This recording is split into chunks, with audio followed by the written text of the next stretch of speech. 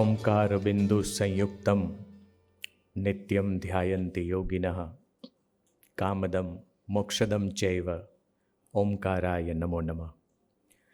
Gujarat વિશ્વકોશ trust આયોજિત Shri Chinubhai R Shah જીવન શિલ્પી award આજે આપણે આદરણીય શ્રી અરુણભાઈ દવે સાહેબને અર્પણ કરવા જઈ રહ્યા છીએ.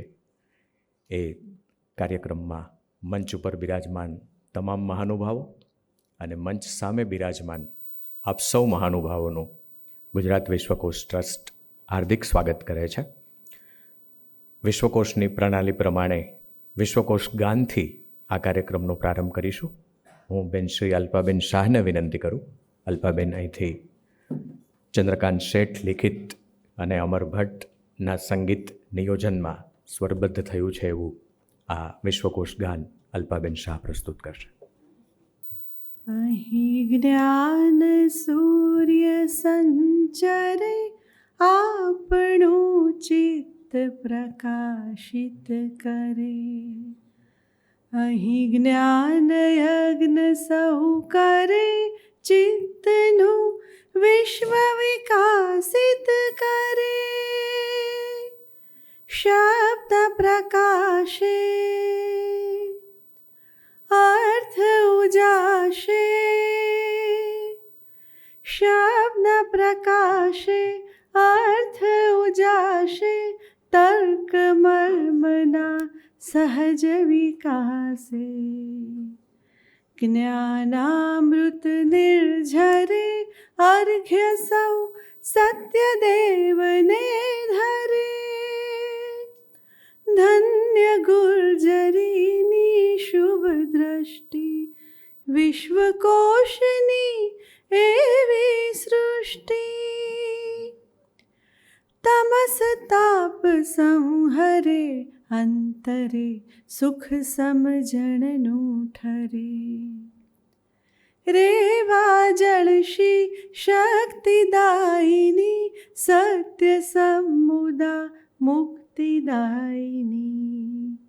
વિશ્વ વિહાર જ કરે શીલ સત્વ સંહરે.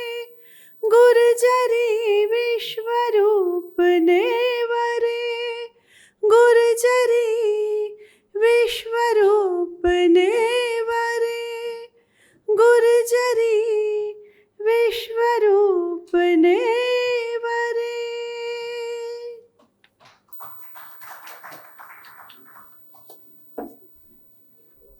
આભાર અલ્પાબેન. ગુર્જરી વિશ્વરૂપને વરે. આજે આનંદ એ વાતનો છે કે 2 ડિસેમ્બર 1985થી શરૂ થયેલી આ યાત્રા 4 દાયકાની સફર પૂરી કરે છે અને આ વખતે 6 દિવસનું વિશ્વ સંસ્કૃતિ પર્વ આપણે ઉજવી રહ્યા છીએ.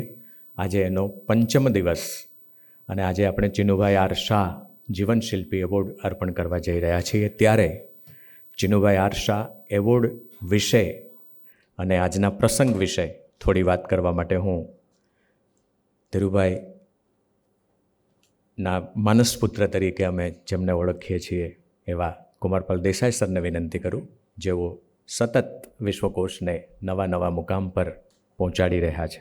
શ્રી કુમારપાલ દેસાઈ સર.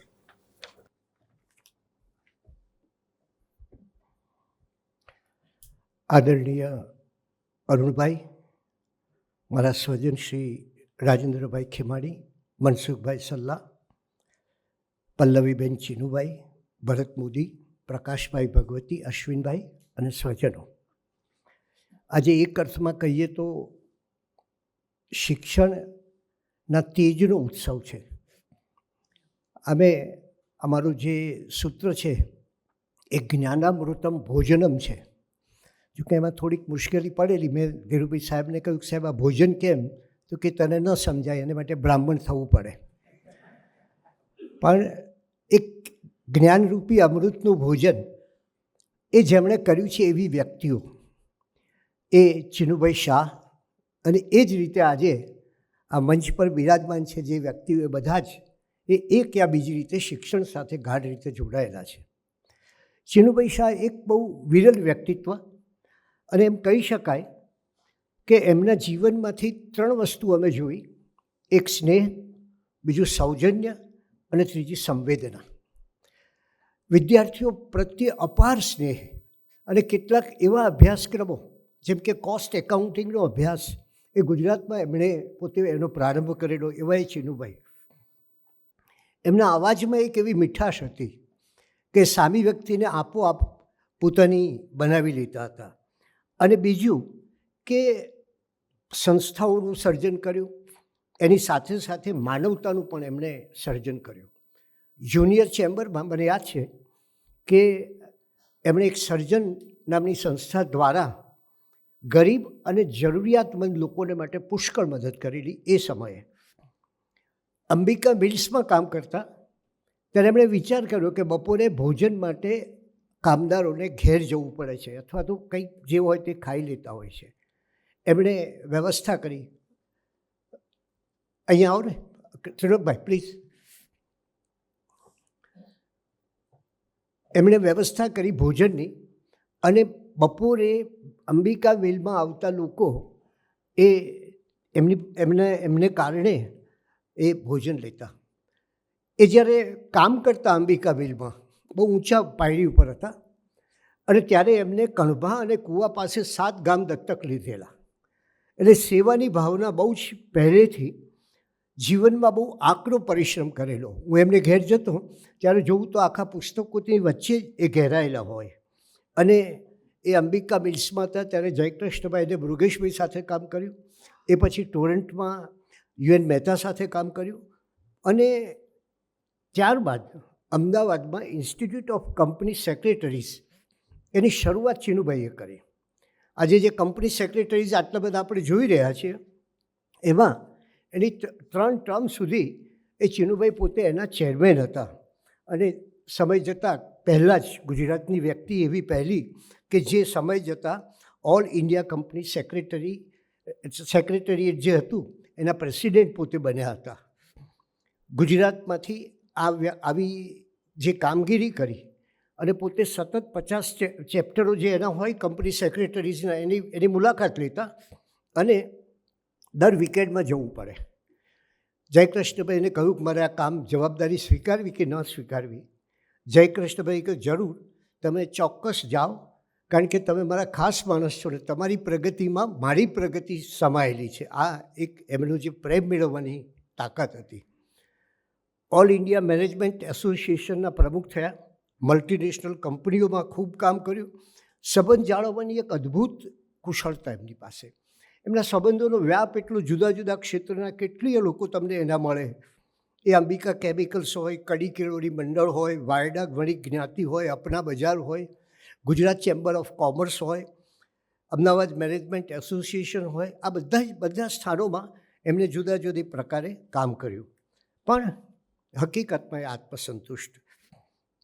સ્વામી રાજેશ્વરાનંદ ભારતીની એમને મુલાકાત થઈ અને એ શરૂઆતના દિવસોમાં એ સ્વામીજી એમને કહ્યું કે આપ સબ લોગ અપને લીએ કરતે હો, અનનોન આદમી કે લીએ કામ કરો, जिसमें तुम्हें कोई कीर्ति नहीं मिलती वही काम કરો. અને એ જે એમનું જીવન મંત્ર બની ગયો ચિનુભાઈનો કે જે અનનોન લોકો હોય અને એમણે ડેલ હાઉસ પાસે એક મોટી હોસ્પિટલ કરી અને સમાજના લોકોના કામની શરૂઆત કરી. 2002થી એમણે ઇન્ડિયા રિનલ ફાઉન્ડેશન શરૂ કર્યું. એના ગુજરાતમાં કેમ્પ કરે. કિડનીના રોગો ન થાય એના પ્રિવેન્શન માટેની આ બહુ મોટી સંસ્થા છે. અત્યારે આપણી વચ્ચે છે ત્રિલોકભાઈ પરીખ, એ સંભાળી રહ્યા છે. અને પેશન્ટને ડાયાલિસિસ કરાવવું હોય તો એને આર્થિક રીતે સપોર્ટ કરે. જે લોકો ડાયાલિસિસના પેશન્ટ છે એ લોકોની એક સરસ મજાની સભા રાખે અને બધા જુદા જુદા કાર્યક્રમોનું આયોજન કરે. ચિનુભાઈએ જોયું કે આ પ્રકારના દર્દીઓ જે ડાયાલિસિસ કરાવતા હોય એને એક પ્રકારની હતાશા હોય છે અને એટલે એમણે સંગીતના કાર્યક્રમો યોજ્યા, એમના નૃત્યના કાર્યક્રમો યોજ્યા, એમણે ઇનામ આપતા અને આમ બીજાને મદદ કરવી. ઘણી ઊંચા સ્થાન ઉપર રહ્યા. એક્ઝિક્યુટિવ ડાયરેક્ટર હતા, મેનેજિંગ ડાયરેક્ટર, ઉચ્ચ હોદ્દાઓ. IIMમાં અધ્યાપનની તક હતી, પણ સેવા એ એમનું મુખ્ય કામ હતું. અને કડી કેળવણી મંડળ એના દ્વારા પણ એમણે ઘણી મોટી સેવા કરી. 30 વર્ષ સુધી એનું પ્રમુખપદ. અને એક સમય એવો આવ્યો કે એમણે એટલી બધી સરસ સંસ્થાને તૈયાર કરી કે એમ કહેવાય કે નો સ્ટડી વિધાઉટ કડી. એટલે કડીમાં જાઓ તો જ તમે ભણી શકો એવી એક ભાવ એમને ઊભો કરેલો. અને એમનું 2018ની 6ઠ્ઠી જૂને એમને પોતે એમ કહેવાય કે બહુ જ જુદા જુદા કામો કરતા. મને એ દિવસે એમને બોલાવ્યો પહેલાં, મને કહ્યું કુમારપાળ કંઈક કરવું છે.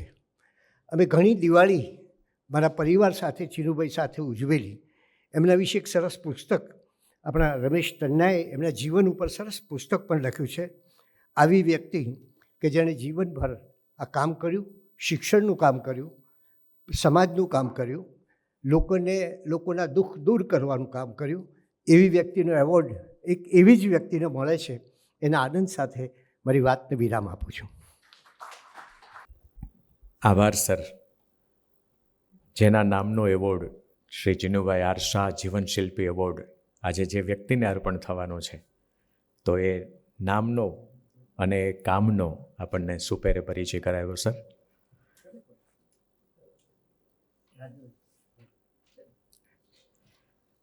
આ ક્ષણે હું વિનંતી કરીશ શ્રી પ્રકાશભાઈ ભગવતીને, એ પણ થોડુંક પ્રાસંગિક વ્યાખ્યાન કરવા ઈચ્છે છે.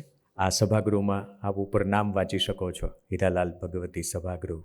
તો એ પરિવારના વંશજ અને વિશ્વકોશ સાથે વર્ષોથી જોડાયેલા, ખૂબ સરસ રીતે બધું અધિકરણથી માંડીને ઘણું બધું કામ પ્રકાશભાઈ કરી રહ્યા છે, શ્રી પ્રકાશ. અને લોકભારતીના સાથે જોડાયેલા છે, એ મોટું કામ છે. માનનીય શ્રી અરુણભાઈ, રાજેન્દ્રભાઈ, મનુભાઈ, અમારા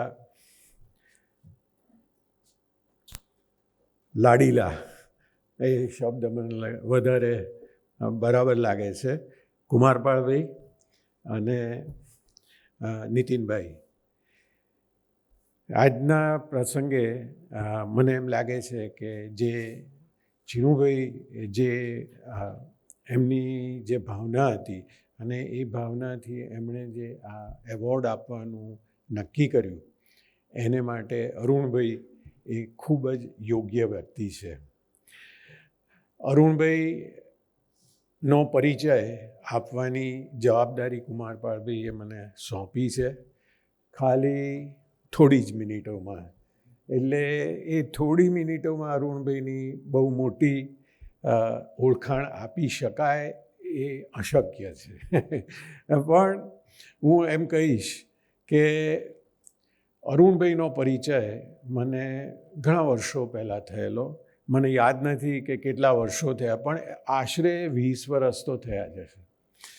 તો અરુણભાઈના બ્રધર ઇન લો, એટલે આપણે ગુજરાતીમાં શાળા કહીએ, એ તુષારભાઈ શુક્લ મારી સાથે મારા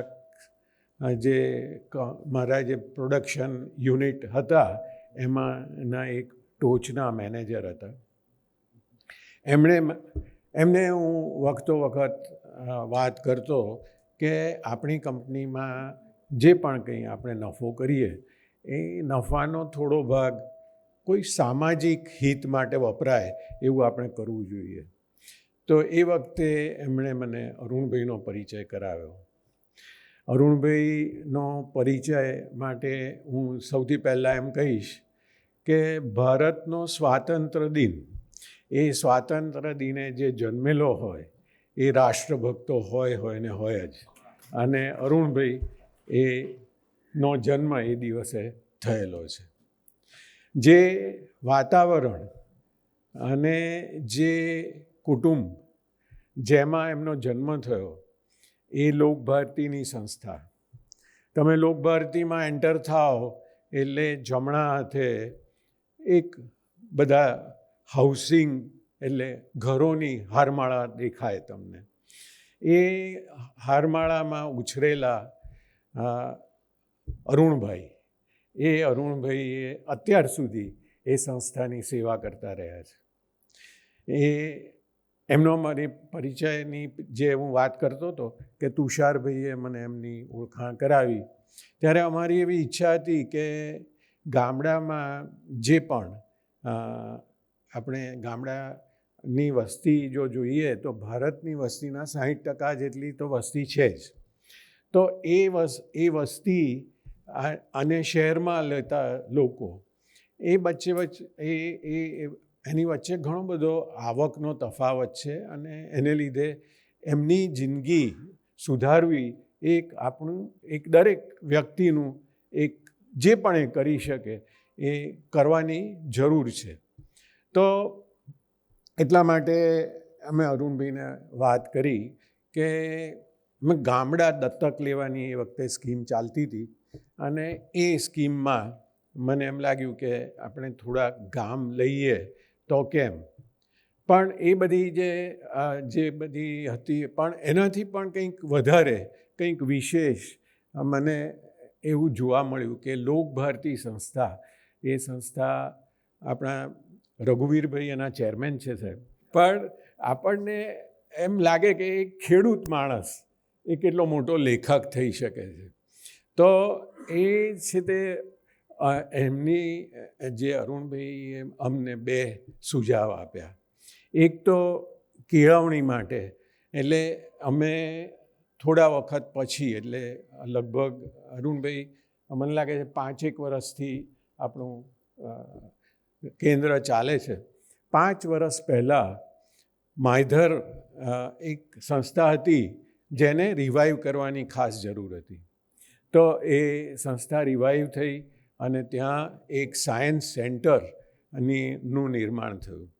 એ સાયન્સ સેન્ટરમાં આપણે ફિઝિક્સ અને મેથેમેટિક્સના જે મોડલો અમને બેંગ્લોરની એક સંસ્થા પરથી મળ્યા અને એનો જો સૌથી સારામાં સારો ઉપયોગ મેં બીજે બધે પણ આવા સાયન્સ સેન્ટર જોયા છે, પણ સૌથી સારો એનો ઉપયોગ જો થઈ શકતો હોય તો એ અરુણભાઈએ કરેલો છે. બીજી વસ્તુ એમ લાગી કે ગામડામાં જે ખેતીવાડી એટલે ગામની પેદાશ અથવા તો એમાં આવક કેવી રીતે વધારવી, તો એ આવક માટે અરુણભાઈ જે એમની લોકભારતી સંસ્થામાં ખેડૂતોને જે તૈયાર કરે છે, અરુણભાઈ મને કહેતા બહુ આનંદ થાય છે કે તમે રાજુભાઈ ઠાકોરને મારે ત્યાં મોકલ્યા છે, પણ એ માણસ જે અદ્ભુત રીતે તૈયાર થયેલો છે અને આવા બધા માણસો જે ખેતીવાડીમાં ઓર્ગેનિક ફાર્મિંગ કરી અને કેવી રીતે ઉત્પાદન વધારે કરી શકે એની ચાવી એમની પાસે છે. એમણે લોક-વન નામની ઘઉંની જે જાત છે એ પણ એમણે ડેવલપ કરી છે. અને તમે જો લોકભારતીના જુદા જુદા કેન્દ્રોમાં તમે ફરો અને જુઓ તો એ ખેતીવાડી છે, પશુપાલન છે, અને આ બધું જો ગ્રામ્ય વિસ્તારમાં સારી રીતે થાય તો હું ચોક્કસ માનું છું કે જે ગામોની જે તકલીફો છે એ અરુણભાઈ જે કામ કરી રહ્યા છે એવું જો લાર્જર સ્કેલ પર થઈ શકે તો ચોક્કસ એ આપણે જે ગામની આવક વધારવી છે એ ચોક્કસ રીતે થઈ શકે. તો અરુણભાઈ એમ કે ખૂબ નમ્ર માણસ છે. આવા નમ્ર માણસો એક બહુ શાંત રીતે બધું કામ કરી રહ્યા હોય એવા માણસને આપણે પહોંચીએ એ મારે માટે એક આનંદનો પ્રસંગ છે. ચીનુભાઈ એમાં નિમિત્ત બન્યા છે એ માટે પણ મને ઘણું બધું ઘણો આનંદ થાય છે. એટલે આ બાબતમાં હું આટલું જ કહીશ કે અરુણભાઈ તમે જે કામ કરો છો એ કરતા જ રહેજો અને આપણે જે પણ આપણા દેશની જરૂરિયાત છે એને કેવી રીતે તમે આગળ ઉપર સુલઝાવો એ કરતા રહેજો. અને એક બીજું વાત કહું કે ભાવનગર નગરીમાં હમણાં હું ગયેલો, ભાવનગર શહેરમાં મને એવું લાગે છે કે બાળકોથી માંડી અને 12મા ધોરણ સુધીના જે પણ આપણા આખા ઇન્ડિયામાં જેટલા બી સારા ઇન્સ્ટિટ્યૂટ હોય એમાં ભાવનગર જેવું એક કે નહીં હોય. એ બધા ભાવનગરના જે ઇન્સ્ટિટ્યૂટ છે એમાં અરુણભાઈનો ફાળો સૌથી મહત્ત્વનો છે. એટલે આ બધી બાબતો મારા હિસાબે મેં સાહેબને વાત કરેલી કુમારપાળભાઈને કે કુમારપાળભાઈએ મને કરેલી પણ છે તે આ મારો પરિચય અરુણભાઈ માટે આવો છે. Thank you so much. આભાર પ્રકાશભાઈ. પ્રકાશભાઈના ઉદ્બોધન બાદ મંચ ઉપર બિરાજમાન મહાનુભાવોનું ગ્રંથ પુષ્પથી અભિવાદન કરવું છે. સૌપ્રથમ આજના શ્રી ચિનુભાઈ આરશા જીવનશિલ્પી એવોર્ડના વિજેતા શ્રી અરુણભાઈ દવેનું ગ્રંથ પુષ્પથી સ્વાગત કરવા માટે હું શ્રી મહેશ ચંપકલાલને વિનંતી કરું છું. મહેશભાઈ મને વાત કરતા હતા કે 40 વર્ષ પહેલાં 1985માં પણ મારો લેખ છપાયો છે, એટલે 40 વર્ષને આજે 5 દિવસ એમની હાજરી છે. 30મી તારીખથી મહેશભાઈ પરિવાર સાથે આ અમારા વિશ્વ એ પહેલું અધિકરણ છે. ઓકે, બહુ સરસ. વાહ મહેશભાઈ.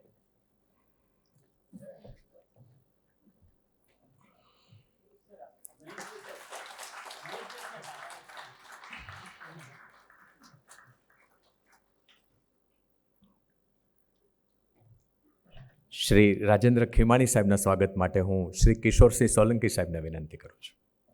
શબ્દસર કોલમ સમર્પણ આર્ટ્સ કોલેજના પૂર્વ પ્રિન્સિપાલ એવા અરવલ્લી નવલકથા વાંચવાની બાકી હોય તો આપણે વાંચવી જોઈએ. શ્રી કિશોરસિંહ સોલંકી આપણા સૌ વતી માનનીય શ્રી ખીમાણી સાહેબને ગ્રંથ પુષ્પની સુવાસ અર્પણ કરશે.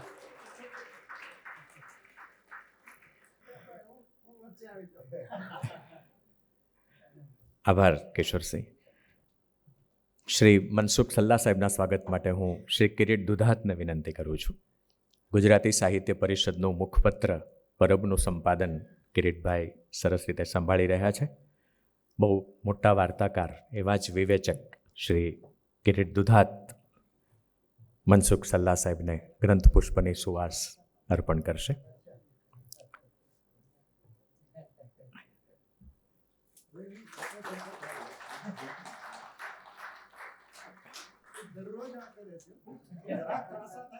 હા, એની ફ્રેમમાં બરાબર આવવું જોઈએ ને, એટલા માટે. આભાર કિરીટભાઈ. આપણી વચ્ચે ત્રિલોકભાઈ પરીખ સાહેબ ઉપસ્થિત છે. હું કુમારપાળ દેસાઈ સરને વિનંતી કરીશ. ઇન્ડિયા રિનલ ફાઉન્ડેશન સાથે જોડાયેલા પ્રમુખ તરીકે અને એક સમયના ઇકોનોમિક્સના અધ્યાપક, પરીખ ઝાલા પ્રકાશન અને ગુલમોહર સંસ્થા પણ આપના નામ સાથે જોડાયેલી એવા શ્રી તિલોક પરીખનું આપણા સૌ વતી સ્વાગત પદ્મશ્રી કુમારપાળ દેસાઈ સર કરી રહ્યા છે.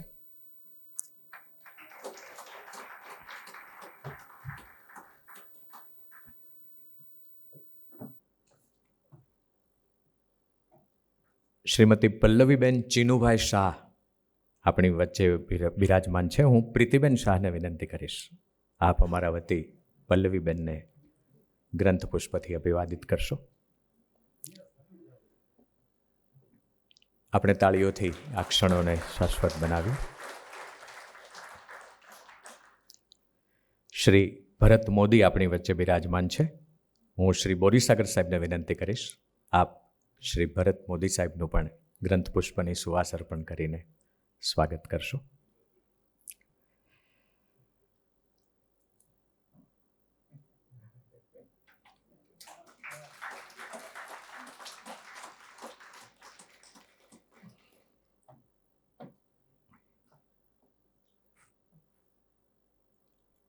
અને હવે અરુણભાઈનો થોડોક પરિચય તો આપણને પ્રકાશભાઈએ કરાવ્યો, પણ એમનો વિશેષ પરિચય કરાવવા માટે આપણી પાસે બે બહુ સજ્જ વક્તા છે. એમાં પહેલાં ખીમાણી સાહેબને વિનંતી કરું. ગુજરાત વિદ્યાપીઠના રજિસ્ટ્રારથી લઈને કુલનાયકનું પદ શોભાવ્યું અને હાલમાં લોકભારતી યુનિવર્સિટીનું સુકાન સંભાળી રહ્યા છે એવા ખીમાણી સાહેબ આપણને પ્રસંગોચિત વાત કરશે.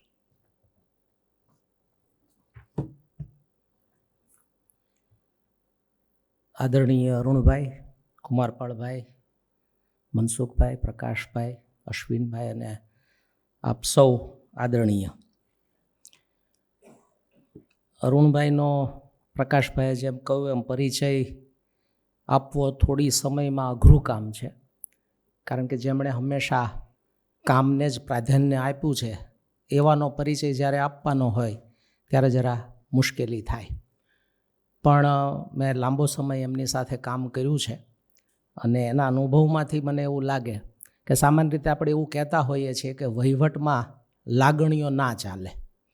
આમ સામાન્ય આપણો નિયમ એવો છે કે વહીવટની રીતે થાય, લાગણીથી વહીવટ ના થાય એમ.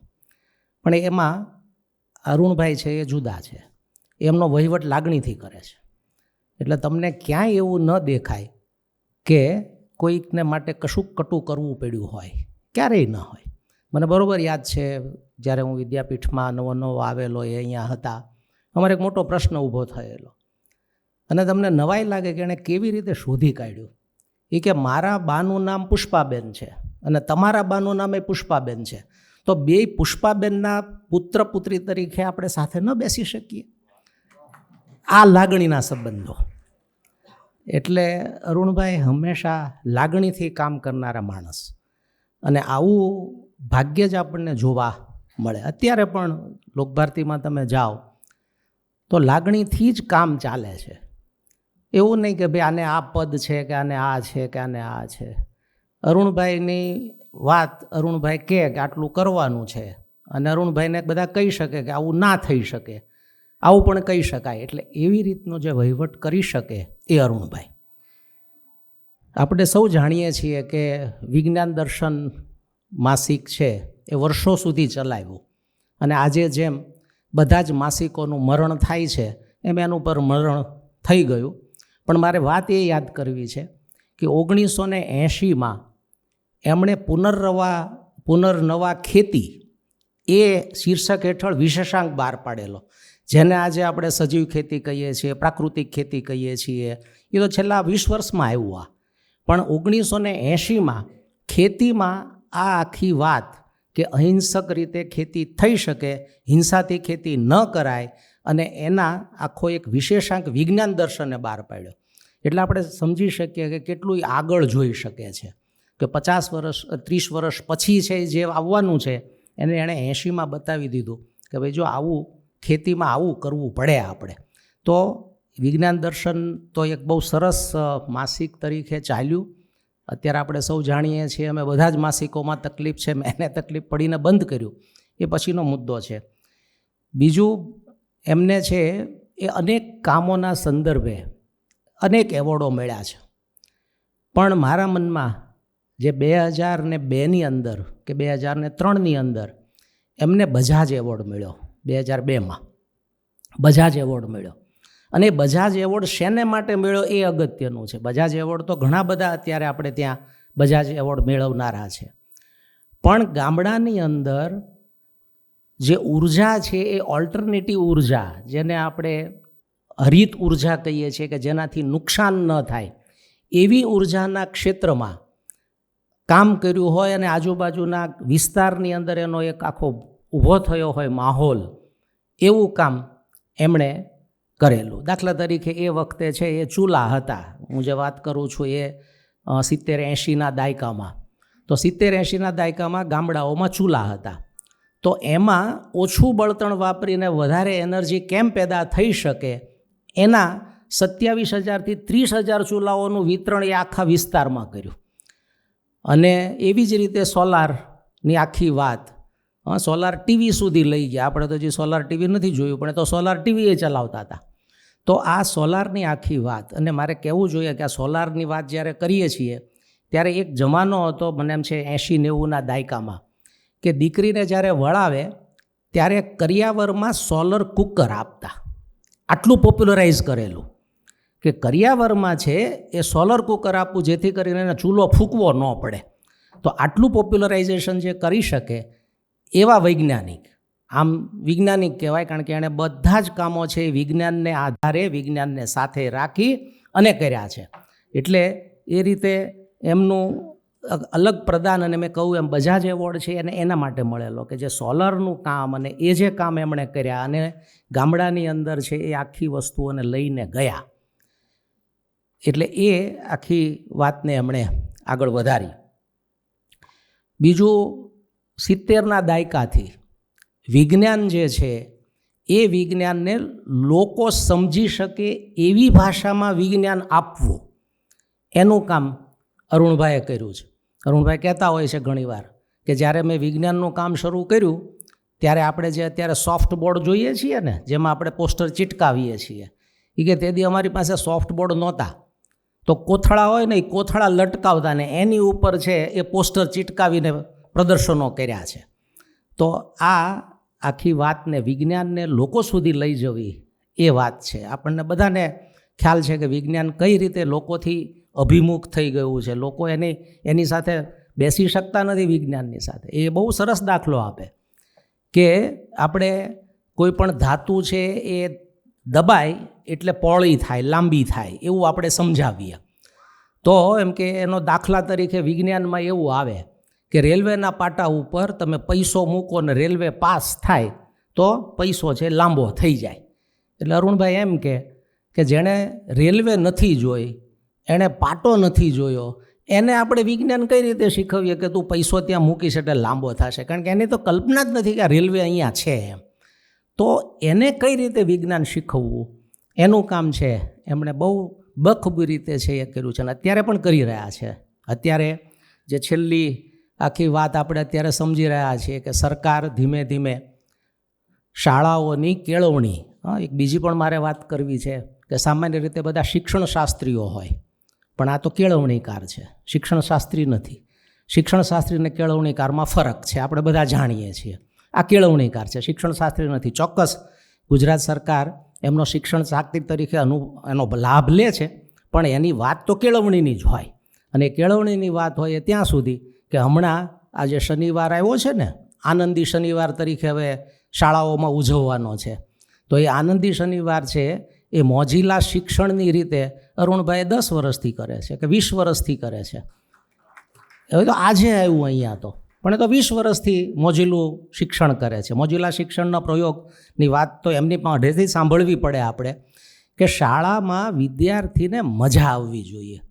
અત્યારે શાળામાં વિદ્યાર્થીને મજા નથી આવતી અને એની સાથે સાથે શિક્ષકને મજા નથી આવતી. એટલે શિક્ષક અને વિદ્યાર્થી બેમાંથી એકેયને મજા ના આવે ને છતાં શિક્ષણ ચાલ્યા કરે, તો એ તો શિક્ષણ બરોબર નથી. તો આ જે મોજીલું શિક્ષણ જે છે એ શિક્ષકને પણ મજા આવવી જોઈએ અને શાળામાં આવનારા વિદ્યાર્થીને પણ મજા આવવી જોઈએ. એવા શિક્ષણનો આખો પ્રયોગ જે પ્રકાશભાઈએ વાત આપણને કરી એ માયધારની આજુબાજુ, સણોસરાની આજુબાજુમાં લગભગ બધું થઈને 201 ગામડાની અંદર શિક્ષણ માટે વિજ્ઞાન અને ગણિત શીખવવા માટે એક મોટી ટીમ છે. અને દરરોજ એક શાળાનો જાય, એક શાળામાં એક ધોરણને બેસાડી અને પ્રયોગ દ્વારા વિજ્ઞાન અને ગણિત શીખવવાનું, પુસ્તકથી નહીં. દર વખતે નવા નવા પ્રયોગો. તમે ત્યાં જાઓ તો તમને ખબર પડે કે પ્રયોગોની ફેક્ટરી છે ત્યાં. રોજ નવો નવો પ્રયોગ ચાલતો હોય બાળકો પાસે. અને એ પણ બધું પાછું સમજીએ આપણે કે એ બધામાં પણ વિદ્યાર્થીઓ દ્વારા કરાવવાનું. પોતે વિચાર આપે પણ કરવાનું વિદ્યાર્થીઓએ. એટલે જે વિદ્યાર્થીઓને વિજ્ઞાન છે એ ભણવામાં આવતું જ નથી, કારણ કે અમારે તો આર્ટ્સની કોલેજો છે, વિજ્ઞાન ભણવામાં નથી આવતું, પણ છતાં બધા મોડલ્સ વિજ્ઞાનના જે બનાવ્યા છે બધા વિદ્યાર્થીઓએ બનાવ્યા છે. જે આર્ટ્સના વિદ્યાર્થીઓ છે એણે બધા મોડલ્સ બનાવ્યા છે. તો આ આખી કેળવણીનો જે મેં કીધું એ ભાગ છે કે એમને વિદ્યાર્થીઓને કેમ કેળવવા એ બરાબર એ બખૂબી જાણે છે. અને એટલે એ હંમેશા છે એ વિદ્યાર્થીઓની સાથે હોય છે. જે છેલ્લો પ્રયોગ હું હમણાં જે કહી રહ્યો હતો તે એ કે સરકારે આમ નક્કી કર્યું છે કે હવે ધીમે ધીમે છે એ શિક્ષણ છે એમાંથી સરકારે હાથ કાઢી લેવો અને પ્રાઇવેટના હાથમાં શિક્ષણ જતું રહે, એમાં કંઈ બહુ વાંધો નથી. ને એમાં જે જીવશે એ જીવશે, મરશે તે મરશે, બરાબર. એટલે એમાં થાય છે બહુ સ્વાભાવિક વસ્તુ એ છે કે જે ગરીબ છે એ નથી ભણી શકવાનો. તો અરુણભાઈએ એ ઉપાડ્યું છે કે સેલ્ફ ફાઇનાન્સ સ્કૂલો ચલાવવી, પણ ગરીબો ભણી શકે એવી. બધે સેલ્ફ ફાઇનાન્સ સ્કૂલો જો બહુ બધે ચાલે છે, સ્કૂલ ચાલે, કોલેજ ચાલે, બધું જ ચાલે, પણ ગરીબ એમાં ભણી શકે એવી સેલ્ફ ફાઇનાન્સ સ્કૂલ અને કોલેજ ચલાવવી એ એમનું હવે અત્યારનું મિશન જે છેલ્લા 5-7-10 વર્ષથી જે કામ કરી રહ્યા છે એની ઉપર કામ કરી રહ્યા છે. અને એટલે જ પ્રકાશભાઈએ કીધું કે માયધારમાં જાઓ તો તમને ખબર પડે. માયધાર એક વખત બંધ થયેલું કેન્દ્ર એને સેલ્ફ ફાઇનાન્સ હાઈસ્કૂલથી ચલાવે છે અને છતાં ત્યાં એડમિશન લેવા માટે ગામડાના વિદ્યાર્થીઓ આવે છે. હા, એની આજુબાજુમાં લગભગ મને એમ છે 20થી 25 સેલ્ફ ફાઇનાન્સ સ્કૂલો ચાલે છે અને એમાં અંગ્રેજી માધ્યમવાળી પણ ચાલે છે.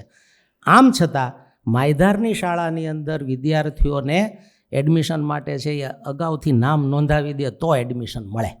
આ આખી રીત છે. એવી જ રીતે એમણે પ્રાથમિક શાળામાં મોજીલા શિક્ષણનો પ્રયોગ કર્યો છે કે આનંદથી શિક્ષક અને વિદ્યાર્થી બે આનંદથી રહે એ જ મોટું કેળવણીનું કામ છે. આનંદ હોય એ કેળવણી. તો આ છે ને હવે એમાં યુનિવર્સિટીને જોડી કે સેલ્ફ ફાઇનાન્સ યુનિવર્સિટી કરી, લોકભારતી યુનિવર્સિટી હવે સેલ્ફ ફાઇનાન્સ યુનિવર્સિટી કરી. તો યુનિવર્સિટીમાં પણ મૂળ હેતુ તો આ જ છે કે ગરીબ વિદ્યાર્થી પણ આવી જગ્યાએ ભણી શકે. આપણે સૌ જાણીએ છીએ કે આજના શિક્ષણમાં ગરીબોને કોઈ જગ્યાએ સ્થાન નથી.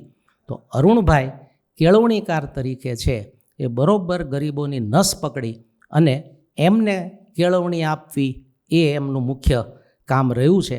આમ અરુણભાઈનો પરિચય મેં કીધું એમ બહુ લાંબો આપી શકાય, પણ મને એટલું લાગે છે કે એમને મોજમાં રહેવું અને મોજમાં રાખવું એ એમનો ઉદ્દેશ હોય છે. એટલી વાત કહીને મારી વાત પૂરી કરું છું.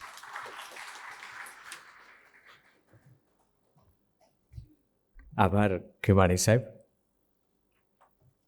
અરુણ નામ જ એવું છે કે એમનો પરિચય કરાવવો અઘરો જ થઈ જાય, પણ એ કામ બોલે છે એમના, એટલે આપ એને સરસ રીતે ન્યાય આપી શકે.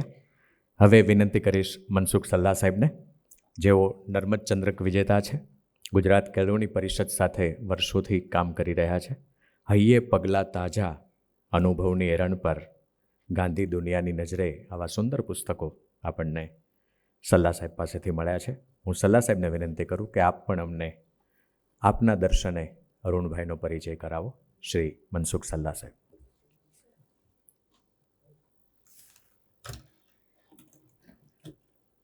આવું તે કહ્યું હોય,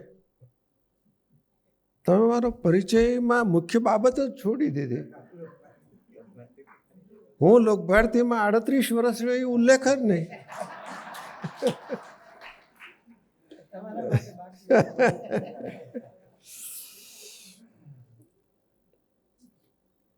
પ્રિય અરુણભાઈ, રાજેન્દ્રભાઈ, અમારા સૌના પ્રકાશભાઈ, હું સંમત છું, વાલા કુંભારપાળભાઈ, પ્રકાશભાઈ, અશ્વિનભાઈ અને બધા જે લોકો લોકભારતી અને અરુણભાઈ બેયને ચાહે છે ને એટલા જ આજે આવ્યા છે. કોઈ દેખાવ કરવા નથી આવ્યું.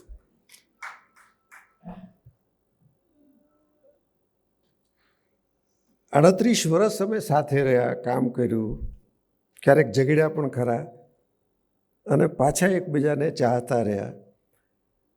તો જે ચાહતા હોય ને એ થોડીક અતિશયોક્તિ કરે તો એને તમે સ્વાભાવિક ગણજો કે ક્યાંક અતિશયોક્તિ પણ થાય. આજે બોલવાના ક્રમમાં એવું હતું કે મારે પહેલાં બોલવું ને રાજેન્દ્રભાઈ પછી બોલે, પણ મેં સામે ચાલીને બદલાયું. કારણ કે મને ખબર હતી કે આટલા ટૂંકા સમયમાં પ્રકાશભાઈ અને રાજેન્દ્રભાઈ અરુણભાઈએ શું સિદ્ધ કર્યું એને વિશે બોલશે. તો મારે એ કહેવું છે, આજની જે થોડીક મિનિટો છે એમાં, અરુણભાઈ આવા કેમ થયા એ કહેવા જેવું છે. એમના પિતા મનુભાઈ દવે સ્વાતંત્ર્ય સૈનિક અને છેક આમલાથી નાનાભાઈ ભટ્ટ ને મનુભાઈ હતા ત્યારથી એમના સાથીદાર. એમની જેટલો ચોક્કસ હિસાબની હજી લોકભારતીને મળ્યો નથી. એવા હિસાબમાં ચોક્કસ સંસ્થાને માટે એ અને એમના બા પુષ્પા કાકી બંને બહુ જ પ્રેમાળ, બહુ જ વત્સલ. એ વારસો અરુણભાઈને મળ્યો. એટલે અરુણભાઈમાં આ આકસ્મિક નથી કે વિદ્યાર્થીઓને ચાહવું, ગામ લોકોને ચાહવા. એ તો રાજેન્દ્રભાઈ તો વાત ન કરી. બહેનો માટેનો જો કાર્યક્રમ હોય ને તો અરુણભાઈ બધી અનુકૂળતા ઊભી કરે, કારણ કે બહેનોને તો તક જ ઓછી હોય છે. તો મનુભાઈ પંચોળીએ એક બહુ સરસ અવલોકન આપ્યું છે કે માણસનું વ્યક્તિત્વ કેવું છે એ તપાસવા માટે એ નાના નાના કામો કેવી રીતે કરે છે એ તપાસવું. કારણ કે મોટા કામો બહુ સહેલું થાય છે, પણ નાના નાના કામોમાં માણસ ખરેખર વ્યક્ત થતો હોય છે. ગ્રામ દક્ષિણામૂર્તિમાં પણ એ ભણ્યા, જેને માધ્યમિક શાળા કહીએ છીએ. પછી એક નોંધપાત્ર છે કે લોકભારતી, આમલા એ બધામાં અમારે ત્યાં નિયામક હોય કે પટાવાળો હોય, બધા કાર્યકર તરીકે ઓળખાય. આ કાર્યકરોના સંતાનોમાંથી વિજ્ઞાન આવી રીતે કોઈએ પચાવ્યું હોય તો તે અરુણભાઈ છે. ભણ્યા છે પણ આવી રીતે પચાવ્યું એ અરુણભાઈ છે. અને સતત એમાં આગળ વધતા રહ્યા. પોતે પીએચડી પણ થયા, પણ ત્યાંથી અટક્યા નહીં. એમને બીજી તકો પણ મળે એમ હતી, પણ એમણે લોકભારતીમાં રહેવાનું પસંદ કર્યું. સ્વભાવ કેવો, જે કામ હાથમાં લીધું એમાં આરપાર નીકળવું અને પૂરું થવું જોઈએ સરસ રીતે, અને એને માટે ઉજાગરા પણ કરે, કરાવે પણ ખરા, પણ સાથે રહે, અને કામ પૂરું થાય ત્યારે સંતોષ થાય. એટલે જે એ ભણતા હતા, મને યાદ છે લોકભારતીમાં આવ્યા પછી પીએચડી એમણે શરૂ કર્યું, તો રાત્રે 2 વાગે લોકભારતીની લેબોરેટરી ખુલ્લી હોય, લાઇટ બળતી હોય, અને અરુણભાઈ પ્રયોગો કરતા હોય. એટલે કે એ ઉજાગરા પોતાની ડિગ્રી માટે હતા, આજે એ લોકભારતી માટે ઉજાગરા કરે છે. એ દરેક વખતે જાગે છે એમ નહીં, પણ એમનું ચિત્ત એને માટે સતત સક્રિય હોય છે. નવું જાણવાનો કેવો ઉત્સાહ! લોકભારતીમાં એ આવ્યા પછી જે હમણાં રાજેન્દ્રભાઈ કહ્યું મેગેઝિન હોય એટલે પછી લખવાનું પણ થાય. બહુ સરસ મેટર હોય. મહેશભાઈ, ભૂલો બહુ હોય. કારણ કે અરુણભાઈ કહે કે ભાઈ મને તો જોડણી નથી આવડતી, તો બાકીના પોતાને આમ હળવેકથી સલામત રાખે. અરુણભાઈ એના બદલે ઉલટો રસ્તો લીધો. એમણે શોધી કાઢ્યું કે કયા એવા 200-250 શબ્દો છે કે જેની વારંવાર ભૂલ પડે છે. એવી એક યાદી કરી, એક બાજુ ખોટી જોડણી, એક બાજુ સાચી જોડણી, અને પાછી અમને એક એકને આપી. અમારામાંથી એ પછી પણ કેટલાક સુધર્યા નહીં, એમની જોડણી સુધરી ગઈ.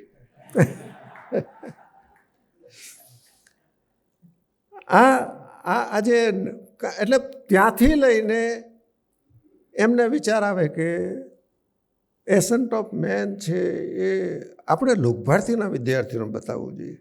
હવે તો પાછું અંગ્રેજીમાં હોય તો કેવી રીતે બતાવવું? 15 દિવસ સુધી આ લોકભારતીમાં ત્યાં જ કેમ્પસમાં જ રહેવાનું હોય ને, એની અનુકૂળતા પણ હોય છે. એટલે રાત્રે અમે બધા, અને વિદ્યાર્થીઓ તો બધા આસન પાથરીને પનોઠી જ વળે. અમારામાંથી કેટલાક ખાટલા લઈને પણ આવે ઘેરથી, અને આખું કુટુંબ ખાટલા ઉપર બેઠું હોય.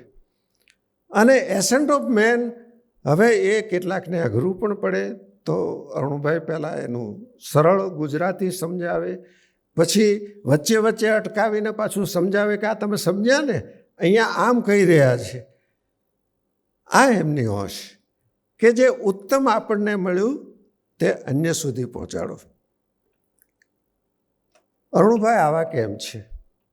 કારણ કે એમને પ્રત્યક્ષ જેમના આશીર્વાદ મળ્યા, જે પરંપરા એમને મળી અને જે આશીર્વાદ મળ્યા, એ મનુભાઈ પંચોળી છે, મૂળશંકરભાઈ ભટ્ટ છે, ન પ્રભુ છે. આ સદભાગી છે કે આ બધાના આશીર્વાદ એમને મળ્યા છે. એને કારણે આ આખી પરંપરાને પચાવવાની હતી. આ પરંપરામાં વિજ્ઞાનની સાથે જે રાજેન્દ્રભાઈ અને પ્રકાશભાઈએ વર્ણન કર્યું, એ સામાજિક નિસ્બત એ મળી એ લોકભારતીની આખી પરંપરા અને તપની પરંપરામાંથી. એટલે વિજ્ઞાન રોજબરોજમાં વ્યવહારમાં કેવી રીતે આવી શકે? જેમ કહ્યું ને કે ધુમાડાવાળા જ ચૂલા હતા, તો ધુમાડા ન હોય એવા ચૂલા એટલે શું? એ ત્યાંથી શરૂઆત થાય. એમની જે સામાજિક નિસ્બત છે એ ત્યાંથી શરૂ થાય. પછી શોધતા શોધતા આગળ વધતા જવાનું. એમણે જોયું કે વિજ્ઞાન બધી સ્કૂલોમાં ભણાવાય છે અને રેડિયાળ રીતે ભણાવાય છે. તો વિજ્ઞાન આકર્ષક કેમ થાય, સરળ કેમ થાય, રસિક કેમ થાય, પ્રયોગશીલ કેમ થાય, આ શોધમાં એ આગળ વધ્યા. અને આગળ વધતા વધતા ત્યાં વિજ્ઞાન ભવન પણ ઊભું કર્યું, અનેક શાળાઓ સુધી પહોંચાડ્યું. અત્યારે બહુ સરસ રીતે એનો અમલ માયધાર સંસ્થામાં થઈ રહ્યો છે.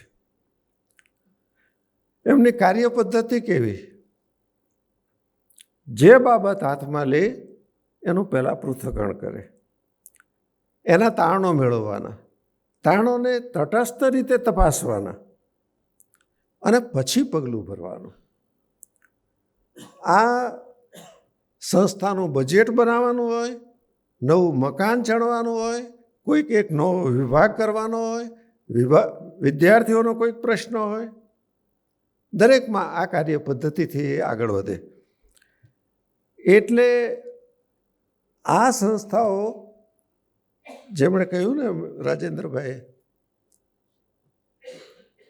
એનું જીવાતું ભૂત તત્વ તે પરિવાર ભાવ છે. હવે અમારામાં બધે જ હોય ને, અકોણા હોય, કેટલાક અજડ હોય, કેટલાક માને નહીં. તમે 15 વખત સમજાવો તો બંધો ત્યાંનો ત્યાં જ હોય. અરે વિદ્યાર્થીઓ જ નહીં, થોડા કાર્યકર્તાઓ પણ આવા હોય. આ વખતે ધીરજ રાખીને પ્રેમથી એમની સાથે વ્યવહાર કરવો એ અરુણભાઈની મુખ્ય વિશેષતા છે. તમે આ અત્યારે ચારેય સંસ્થાઓનો ભાર એમના ઉપર છે. લોકભારતી, ગ્રામ દક્ષિણામૂર્તિની 2 સંસ્થાઓ, આમલા અને મણાર, અને લોકભારતીની એક સંસ્થા જે હવે પુનર્જીવિત થઈ, એ માયધાર.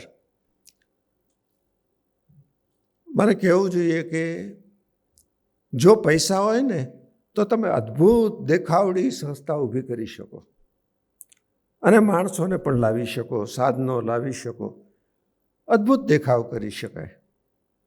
પણ જો તમારે નઈ તાલીમની રીતે કામ કરવું હોય, એ પણ કેમ્પસ એટલે કે જ્યાં વિદ્યાર્થીઓ 24 કલાક રહે છે એવી સંસ્થા બનાવી હોય, અને પાછું ઉચ્ચ શિક્ષણ એટલે કે 18 વર્ષ પછીના ભાઈઓ બહેનો એટલે કે સહશિક્ષણ હોય, આવી સંસ્થા ચલાવીને એ લોઢાના ચણા પણ કૂણા હોય એટલું અઘરું છે. સતત જાગૃતિ રાખવી પડે છે. એ અરુણભાઈએ આખી પરંપરાને જે ઝીલી છે એને કારણે એ શક્ય બન્યું છે. મૂંઝવણો તો અનેક રીતે આવી છે. કોઈક વાર સરકાર તરફથી પણ મૂંઝવણ આવી છે. કોઈક વાર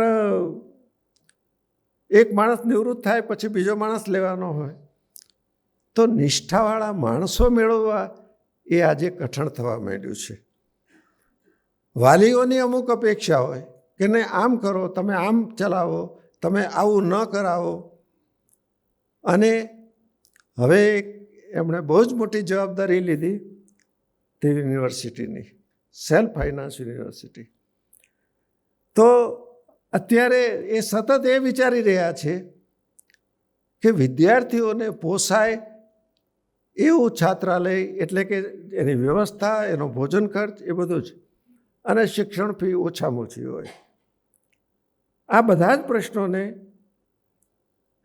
હું જો ટૂંકમાં કહેવું હોય તો એમ કહું, આ એક કિલ્લો છે અને અરુણભાઈ દરરોજ એક કિલ્લો વટાવતા જાય છે.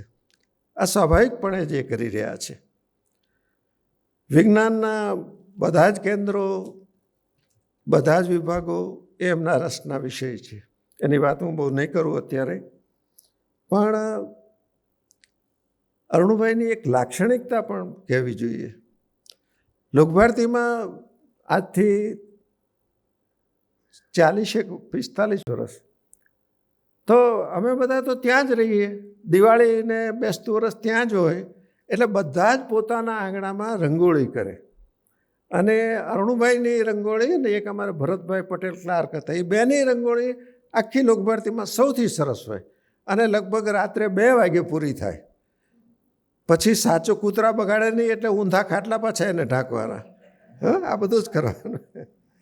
પણ એ રંગોળીમાં અરુણભાઈ એવા ઉત્પ્રોત થઈ જાય જાણે કોઈક કિશોર જેટલા ઉત્સાહથી કરતો એવી સરસ રંગોળી કરે.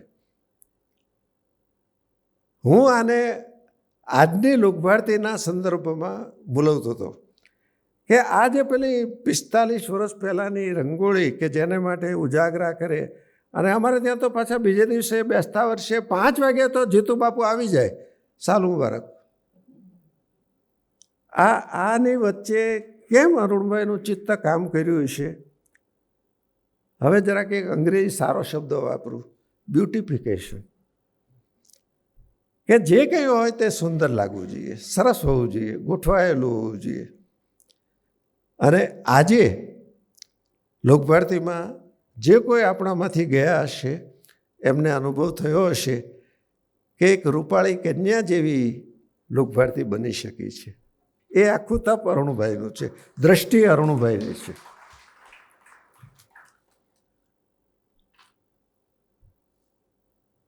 મનુભાઈ પંચોળીનું જ એક વાક્ય, કોઈ પણ શિક્ષણ સંસ્થા એનું મૂલ્યાંકન, સાચું મૂલ્યાંકન એના વિદ્યાર્થીઓ છે. એ સંસ્થાના વિદ્યાર્થીઓએ સમાજમાં જઈને અંધારા કેટલા ઓછા કર્યા અને અજવાળા કેટલા વધાર્યા, એ સંસ્થાની સાચી ઓળખ છે. આ બહુ જ અઘરું છે. આવા કામ કરવા એ અઘરા છે. પણ આજે તમે આ કોઈ પણ સંસ્થામાં જાઓ, મેં જે 4 સંસ્થાઓ કહી એમાં, તો તમને એ અનુભવ થાય કે એના વિદ્યાર્થીઓ, તમને એક નાનું ઉદાહરણ આપું. હમણાં વાવાઝોડું આપ્યું 3 વર્ષ પહેલાં. વાવાઝોડામાં બધે જેમ થાય એમ સંસ્થાના વર્ષો જૂના વૃક્ષો બધા તૂટી પડ્યા. લોકભારતીની તો એ ઓળખ કહેવાય. અને અરુણભાઈએ ભૂતપૂર્વ વિદ્યાર્થીઓને અપીલ કરી કે આવું બન્યું છે અને તમે જો કંઈક મદદ કરી શકતા હો તો કરજો. મને અત્યારે ચોક્કસ આંકડો યાદ નથી, પણ મને લાગે છે કે 6 કે 7 લાખ રૂપિયા સ્વેચ્છાએ વિદ્યાર્થીઓએ ઝોનવાર ભેગા થઈ અને નક્કી કરીને સંસ્થાને રકમ મોકલી. આ જે સંબંધ છે, મેં કહ્યું ને કે કેટલું બધું રો મટીરિયલ હોય છે દરેક મનુષ્યમાં, ભાવોની દૃષ્ટિએ પણ. એનું પ્યુરિફિકેશન કરવું એ સ્નેહથી શક્ય બને છે. અરુણભાઈ ભાગ્યે જ, અરુણભાઈ આમ હસતા માણસ છે, બહુ જ હસાવે. જે એમની નજીક હોય એ બધાને અનુભવ છે. પણ ક્યારેક અકળાઈ પણ જવાય ને, કે એક હદ પછી અકળાઈ જવાય. એ વખતે અરુણભાઈ ગુસ્સાને બદલે સ્નેહનો માર્ગ અપનાવે. એટલે અરુણભાઈ તમને આજે પણ બધાને અનુભવ થશે, બહુ સારા વક્તા છે અને બહુ સરસ રીતે ગમે એવી ગંભીર વાત હોય તો પણ હળવી રીતે કહી શકે. અને છેલ્લી વાત, જીવન શિલ્પી એવોર્ડ આ ચિનુભાઈની નામ સાથે જોડાયેલો જીવન શિલ્પી એવોર્ડ છે. કોનું શિલ્પ ઘડવાનું છે? જેનું શિલ્પ ઘડતા હોઈએ છીએ એ તો ગઠ્ઠો હોય છે, ભલે ને આરસપણ હોય. તો આ વિદ્યાર્થી, એક વિદ્યાર્થી, એના જીવનનું ઘડતર કરવું અને સાથે સાથે પોતાના જીવનનું પણ ઘડતર કરવું, એ જીવન શિલ્પી એવોર્ડ આજે અરુણભાઈને મળે છે. તો આપ સૌના આનંદમાં હું મારો આનંદ પણ ભેળવું છું.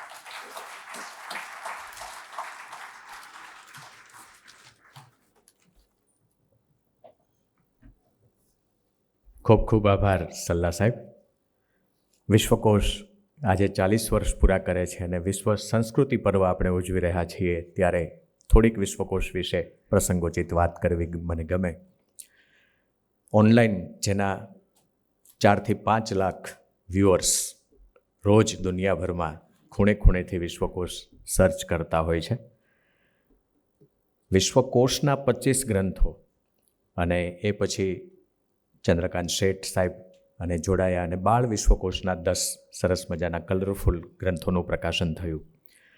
એ તમામ ગ્રંથો અત્યારે ઓનલાઈન ઉપલબ્ધ છે. તમારી આંગળીના ટેરવે તમારે કોઈ પુસ્તક ફંફોસવાની જરૂર નથી. તમારા મોબાઈલમાં તમે આ વિશ્વકોશના પાના ફેરવી શકો એવી હવે વિજ્ઞાને આપણને સુવિધા આપી છે. 100થી વધારે પુસ્તકોનું પ્રકાશન વિશ્વકોશે કર્યું છે. જુદા જુદા વર્કશોપ અહીંયા સરસ થયા છે. આર્ટિફિશિયલ ઇન્ટેલિજન્સનો વર્કશોપ હોય, ભય નિવારણનો વર્કશોપ હોય, હસ્તપ્રત વિદ્યાનો વર્કશોપ હોય, આવા અનેક વર્કશોપ સમયાંતરે જે અનુકૂળ આવ્યું એવા વર્કશોપ અહીંયા થયા છે. 3 સુંદર મેગેઝિન, વિશ્વ વિહાર તો મુખપત્ર છે, એ દર માસે પ્રગટ થાય છે. ધીરુબેન પટેલની પ્રેરણાથી બહેનો માટેનું વિશ્વ નામનું સામયિક એ નિયમિતપણે પ્રકાશિત થાય અને ગુર્જરી ડાયજેસ્ટ જે અમેરિકાથી પ્રસિદ્ધ થતું હતું એ હવે લેક્સિકનની માફક વિશ્વકોશથી અહીંયા એનું પ્રકાશન થઈ રહ્યું છે.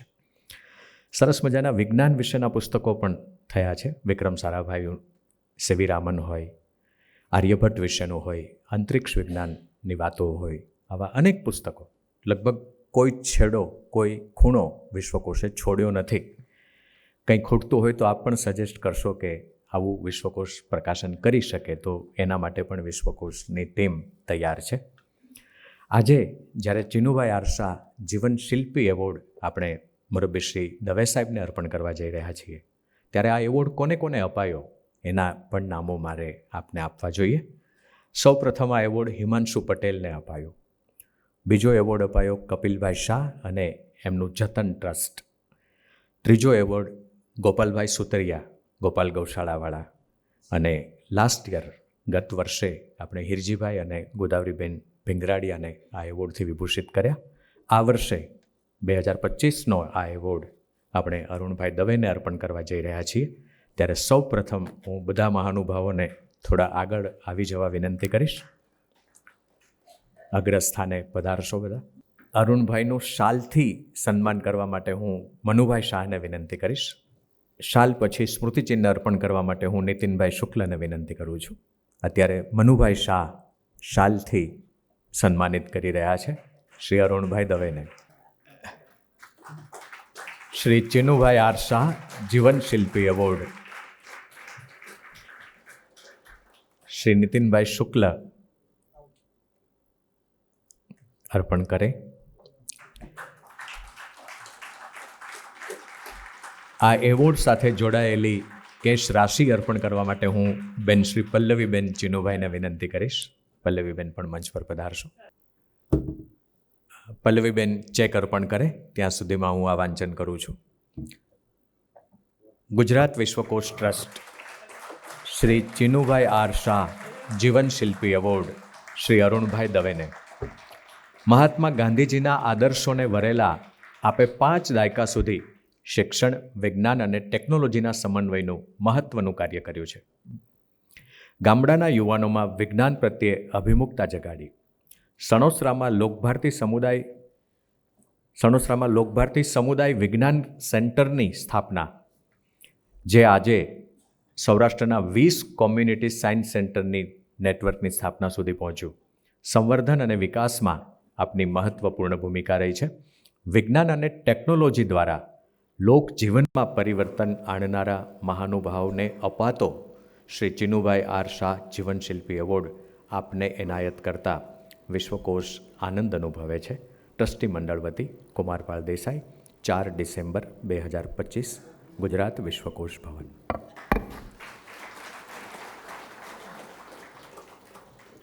આજે આ એવોર્ડનું પણ ગૌરવ વધ્યું છે.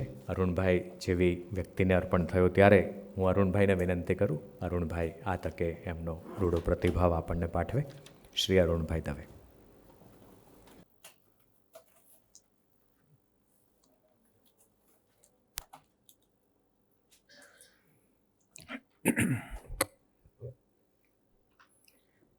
સૌ વાલા વડીલો, મિત્રો, સૌ પ્રથમ જેમના નામે આ એવોર્ડ અપાઈ રહ્યો છે એ ચેતનાને હું સાદર પ્રણામ કરું છું.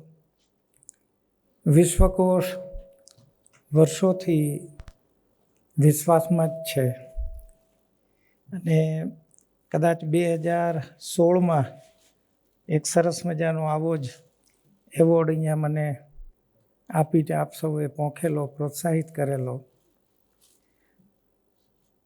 આજે આ બધા વડીલોએ મારો પરિચય કરાવ્યો એમ તે દિવસે લહેરી સાહેબે લહેર કરાવેલી. તો મારું સદભાગ્ય છે. અને અહીંયા તો આમ અમે 3 ભાઈઓ, મારા મોટા ભાઈ પણ આજે આવ્યા છે અને નાનો ભાઈ રાજકોટ છે. પણ મારા આખા અત્યાર સુધીના જીવનમાં પણ રાજુભાઈ નાના ભાઈ તરીકે અને સલ્લાભાઈ મોટા ભાઈ તરીકે રહ્યા છે.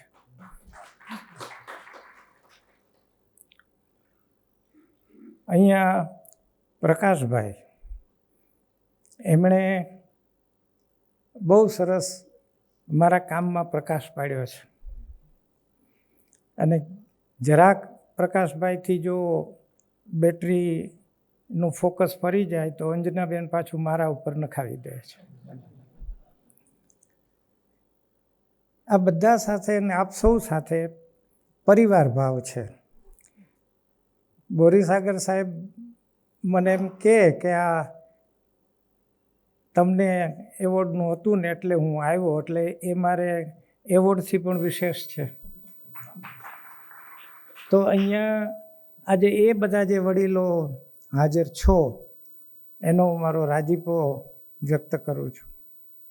અને અંતે માણસને કામ જ મહાન બનાવે. તો આ બધું જે કંઈ થઈ રહ્યું છે એ જે કંઈ કામ થયું એ કામનું સન્માન છે. ખૂબ કામ થયું છે એમ તટસ્થ રીતે હું કહું, આત્મશ્લાઘા લાગે તો પણ એક વિજ્ઞાનના વિદ્યાર્થી તરીકે કે ઘણું કામ થઈ શક્યું છે. છેલ્લા વર્ષોમાં એટલી બધી કસોટી થઈ છે કે ન પૂછો વાત. પણ એ બધી કસોટીમાં ધીરજ ખૂબ રાખવી પડી અને શ્રદ્ધા રાખવી પડી. હમણાં એક બહુ મોટી લોકભારતીને સફળતા મળી એ છે કે અમે લોક 79 નામની બીજી જાત દેશને આપી. છેલ્લા 44 વર્ષમાં આખા દેશમાં લોકવનથી ચડિયાતી જાત હજુ સુધી કોઈ શોધી શક્યું નથી. 44 વર્ષથી લોકવન પહેલા નંબરે છે, એ ક્વોન્ટિટીમાં છે. પણ પછીનો આ છેલ્લો ગાળો હતો એમાં મારે એકલાએ જ બધું કરવાનું આવ્યું. એ સમયે બહુ કસોટી હતી, કારણ કે દર વર્ષે 25 લાખ રૂપિયા ડોનેશન લાવવું પડે ઘઉં સંશોધન માટે. અને જો તમારે એક દાણો તૈયાર કરવો હોય તો એક દાણા પાછળ 11 વર્ષ ઓછામાં ઓછા જોઈએ. 11 વર્ષની ધીરજ. આવા હજારો દાણા તૈયાર કરીએ છીએ. હજુ 3 દિવસ પહેલાં જ ઘઉં વવાઈ ગયા છે બધે. અઠવાડિયા પછી આવશો તો તમને બહુ મજા આવશે. લોકભારતી પાસે 2000 પ્રકારના ઘઉં છે. અને ઇન્ટરનેશનલ વીટ નર્સરી છે. અને છેલ્લા વર્ષોમાં મહેનત કરીને આપણે સોયાબીન રિસર્ચ સેન્ટર પણ લઈ આવ્યા. તો અંતે જીવાતા જીવનને ખપનું એવું વિજ્ઞાન જોઈએ છે, એવું શિક્ષણ જોઈએ છે, એવી કેળવણી જોઈએ છે. યશપાલજીનું શતાબ્દી વર્ષ શરૂ થાય છે તો ભાર વગરના ભણતરની એણે વાત કરી. મેં છેલ્લા વર્ષોથી ઉપાડો લીધો છે કે મોજીલું શિક્ષણ. તો ખોજીલું અને મોજીલું એવું શિક્ષણ આપવું છે અને એ જ શિક્ષણ ખપનું છે. તો વચ્ચે બધાએ કહ્યું કે હવે તમારો બધો ટાઈમ પૈસા માગવામાં જ જાય છે, એના કરતાં તમે ભણાવવામાં ટાઈમ આપો. પણ મને એમ હતું કે આ લોક વન સિરીઝ જે છે એમાંથી કંઈક મળવું જ જોઈએ. અને મેં બહુ એમાં ઉજાગરા કર્યા, બહુ નિષ્ણાંતોને મળ્યો અને કયા ઘઉં સાથે કયા ઘઉંના ક્રોસ કરાવડાવવા એ બધાની માથાજી કરી, પેપર વર્ક કર્યું. કારણ કે હવે આપણા દેશમાં એક ક્વોન્ટિટી પૂરતી છે, હવે સવાલ ક્વોલિટીનો છે. કુપોષણનો મોટો પ્રશ્ન છે દેશનો. તો સરકારે પણ એવું જાહેર કર્યું કે હવે જથ્થામાં ભલે ઓછો ઉતારો આવે પણ એમાં કન્ટેન્ટ સારી હોવી જોઈએ. તો પ્રોટીન, લો, મેંગેનીઝ આવી બધી રેર ધાતુઓ સાથેનું રેર કોમ્બિનેશન, આ બધું કેવી રીતે લાવવું એનો જે અભ્યાસ કર્યો તો મને શ્રદ્ધા હતી અને ધીરજ રાખી તો ગયા વર્ષે આપણે દેશમાં સૌથી સારી ક્વોલિટીવાળી જાત આપી શક્યા. તો ક્વોન્ટિટીમાં પણ આપી શક્યા અને ક્વોલિટીમાં પણ આપી શક્યા. બંનેમાં લોકભારતીએ આ શોધ આપી છે. સરકાર અમને એક પૈસો આપતી નથી. એ એમ કહે છે કે અમે તમને ન આપી શકીએ, ભગવાન તારું ભલું કરે. અમે જે શ્રદ્ધાથી ને ધીરજથી કરીએ છીએ એનું પરિણામ મળે છે. એટલે અહીંયા મારે એક ભાવ એ પણ પ્રગટ કરવો છે. રાજુભાઈએ એક વાત ઉપાડી, સલાભાઈએ સરસ રીતે બીજી વાત ઉપાડી, હું મારી ત્રીજી વાત કહું કે ભાઈ હું શું કામ ટકી શક્યો ભાવ મારો. તો પહેલી વાત તો એ છે કે ભાઈ આમ નિરાતે હું પણ વિચારું ત્યારે એમ થાય કે આટલી બધી સંસ્થાઓનો વહીવટ, કેટલી બધી સંસ્થાઓમાં ટ્રસ્ટી તરીકે પરાણે સંબંધથી રાખે અને છું, તો આ બધું કેમ પહોંચાય છે અને આટલું બધું કામ કેવી રીતે થઈ શકે છે અને કેટલી બધી પૈસાની જરૂર પડે છે. બહુ પૈસા માગવા જવું પડે છે અને પૈસા લોકો જે રીતે આપે છે એનાથી મને નવાઈ લાગે છે કે આ મને કેમ આપે છે. તો ત્યારે હું વિચારું છું તો હમણાં ગીતા જયંતિ ગઈ તો એમાં પણ વાત તો જીવનની અને કર્મની છે. એટલે મને પાકી શ્રદ્ધા એ બેઠી છે કે નિસ્વાર્થ ભાવે આપણે કોઈ પણ કામ કરીએ છીએ તો ભગવાન મદદ કરે છે, એ શ્રદ્ધા છે. અને એમાં જ્યારે આપણે નિમિત્ત બનીએ છીએ એ વસ્તુની ખાતરી થઈ જાય ત્યારે એક બીજી વાત પણ મને અનુભવથી મારા વ્યક્તિગત જીવનમાં આવી કે જો તું ખરેખર ભાઈ એમ માનતો હો કે તને ભગવાને નિમિત્ત જ બનાવ્યો છે અને આ કામ એ તારી પાસે કરાવે છે તો એને જખ મારીને મદદ કરવા આવવું પડશે, નહીંતર આપણે થોઈપોસ કરી દેશું, નથી રમતા. કારણ કે મદદ વિના કરવું કેમ? આ એકલાથી તો કંઈ થાય એમ નથી. તો આ કેવી રીતે મદદ મળે છે? તો એક આ શ્રદ્ધા છે કે ભાઈ આપણે કામ કર્યા કરો, કામ કરશું તો મદદ મળી રહેશે. અને બહુ એક ટર્નિંગ પોઈન્ટ આવ્યો ત્યારે એવું બનેલું કે ભાઈ હું આ ક્ષેત્રમાંથી બીજા ક્ષેત્રમાં જવાનો હતો 2010માં નિવૃત્ત થયો ત્યારે. પણ બળવંત દાદા, કાંતિસેન કાકા અને આદરણીય રઘુવીરભાઈ, આ 3 જણાએ મને એવી રીતે આમ જેને કહીએ ને એટલે ગુલાબજાંબુ ચાસણીમાં બરાબર ડૂબાડે, એમાં 3 દાદાઓએ મને જે રીતે પ્રેમમાં ડૂબાડ્યો, એના આદરમાં ડૂબાડ્યો, એટલે હું એમને ના ન પાડી શક્યો અને મેં આ કામ સ્વીકાર્યું. તો મને પણ એમ થયું કે આ 3 દાદાઓ જે છે એ દાદાઓ પણ મારા જીવનમાં નિમિત્ત બન્યા આ દિશા પકડાવવા માટે. તો એ દાદાઓ પણ મને મદદ કરે.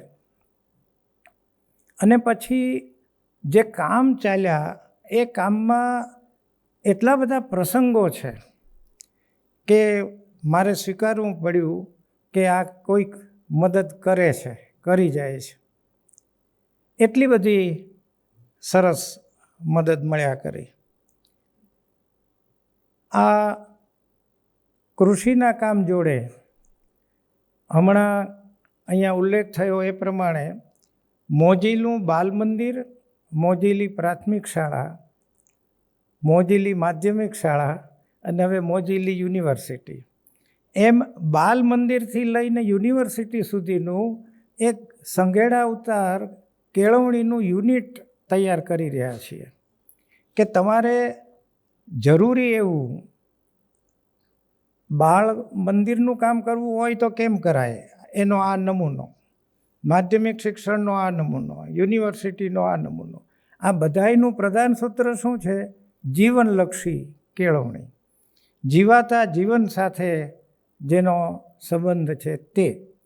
અમે વારંવાર કહીએ છીએ કે અત્યારના અભ્યાસક્રમોમાં લગભગ 60-70% એવું છે કે જે આપણે ગુજરી જઈએ ત્યાં સુધી ખપનું જ નથી, અને છતાં આપણે ભણાવીએ છીએ, પરીક્ષાઓ લઈએ છીએ, અને એ જ પરીક્ષાઓમાં છોકરાઓ આત્મહત્યા કરે છે. તો આવા શિક્ષણની શું જરૂર છે? અને પાછું આપણે થવું છે ફિનલેન્ડ. આપણે અહીંયા ફિનલું વળી ગયા છીએ ને પાછા ફિનલેન્ડની વાત કરીએ છીએ. તો જે શિક્ષણ જીવાતા જીવનના પ્રશ્નો ન ઉકેલી શકે એ વાંજણું શિક્ષણ છે, એમ નાના દાદાએ સમજાવ્યું. તો આપણું જે શિક્ષણ છે એ ઉગતું નથી. એની સામે હમણાં છેલ્લા વર્ષોમાં જે અભ્યાસ થયો કે આપણી પાસે એક જ પહેલાં આવ્યો કે ભાઈ હેપીનેસ ઇન્ડેક્સ ક્યાં ઊંચો છે, કઈ પ્રજા સુખી છે, આનંદિત છે, પ્રસન્ન છે. પછી વાત આવી કે ક્યાં કરપ્શન ઓછું છે, અને ત્રીજો આંક આવ્યો કે ક્યાં આયુષ્ય વધુ છે, ઉંમર. તો કેટલા બધા ટાપુઓ અને દેશમાં એવું જોવા મળ્યું કે ભાઈ 115-120 વર્ષની ઉંમર એ સામાન્ય છે. અમુક દેશમાં કરપ્શન નથી, ઓછું છે. અને પ્રસન્નતાની વાતમાં તો 4-5 સ્કેન્ડિનેવિયન કન્ટ્રીઝમાં વારંવાર પહેલાં આવે છે. તો એ બધાનો અભ્યાસ જ્યારે થયો અને કર્યો ત્યારે ખબર પડી કે આ બધાનું કારણ એક જ છે, અને એ છે ત્યાં અપાતું શિક્ષણ. જે દેશમાં કરપ્શન ઓછું છે એના કારણો તપાસ્યા તો ખબર પડી કે એ શિક્ષણને કારણે છે. હેપીનેસ ઇન્ડેક્સ ઊંચો છે એનું પગેરું પકડો, શિક્ષણ સારું છે. આયુષ્ય વધુ છે ભાઈ, કેમ? તો એક લીટીનો જવાબ નોર્વેના એક ટાપુ ઉપરથી અદ્ભુત મને મળ્યો. એ કે અમે કોઈ બીજાની પંચાયત ન કરીએ ક્યારેય. એટલે હું હસવામાં કહું કે આપણે તો બાજુના ઘરમાં સારો વઘાર થયો હોય તો એ આપનું બટકું નીચે પડી જાય કે આ સાલો કાલે પાઉંભાજી ખાતો હતો ને આજે પાછું. એટલે ભાઈ જે ખાતું હોય તું તારું ખા ને યાર. પણ આપણે જોઈ શકતા નથી. રાગ, દ્વેષ, ઈર્ષા આમાંથી નથી છૂટી શકતા. ઘણી વખત પૂજ્ય બાપુની સાથે જવાનું થાય છે. તો ઝાંઝીબાર અમે ગયા તો ઝાંઝીબારનો દરિયો અદ્ભુત, એટલો બધો ચોખ્ખો કે આમ નીચે સુધી કાંઈ પડ્યું હોય તો સ્પષ્ટ દેખાય, આમ કાચ જેવું. એટલે મારી ટેવ એ પ્રમાણે હું સ્થાનિક લોકોને અંદર મળવા જાઉં ને પૂછું અને ખણખોદ કરું.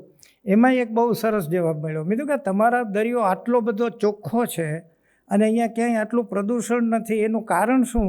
તો કે અહીંયા બહુ ભણેલા નથી કે.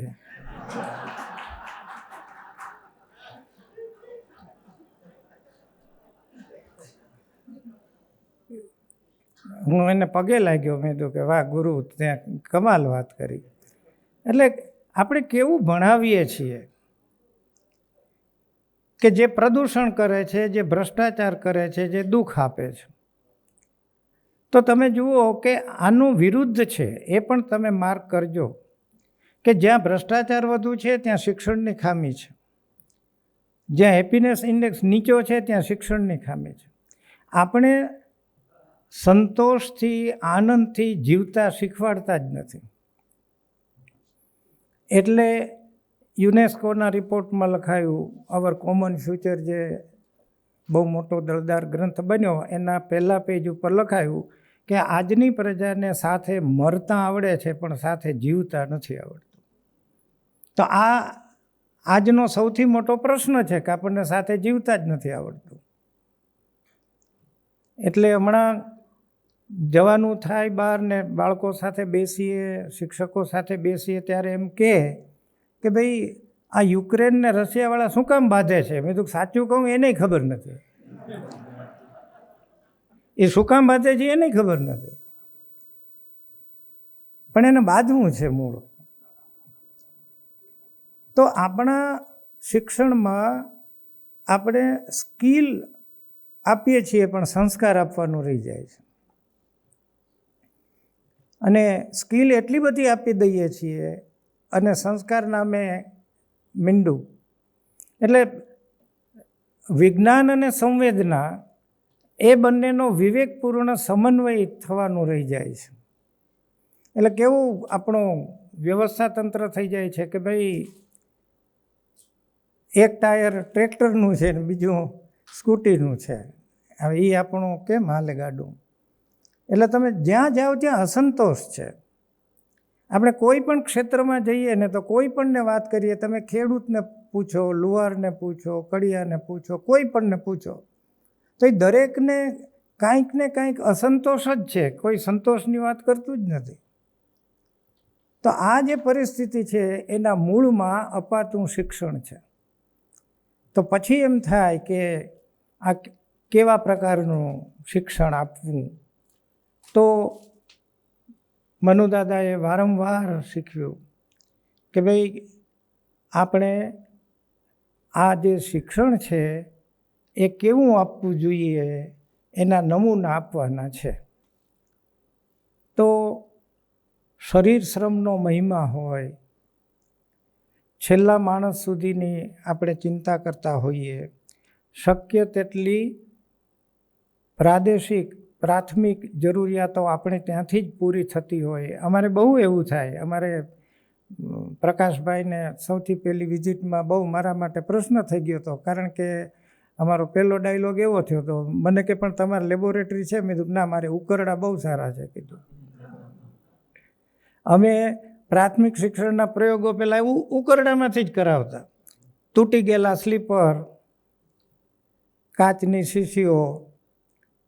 અને મને કે તમારું આ મોજીલું શિક્ષણ એટલે શું? મેં કીધું કે તમારે ત્યાં સારામાં સારા પરદેશના સાયન્ટિફિક ટોયઝથી છોકરાને મજા નથી આવતી, એનું મોઢું ચડેલું હોય. તમે આવો, કીધું બકરીની લીંડી, બાવળનો કાંટો ને ફૂલછાપ કે છાપું જેવું આવતું હોય, એની પસ્તીમાંથી કર્યું હોય ફરફરિયું, એ ફરફરિયું લઈ તમારો છોકરો દોડે, ચડ્ડી ઉતરી ગઈ હોય, મોઢામાંથી લાળ નીકળી ગઈ હોય ને એના મોઢા ઉપર મજા હોય, એ મોજીલું શિક્ષણ. એને ભણવામાં મોજ આવવી જોઈએ.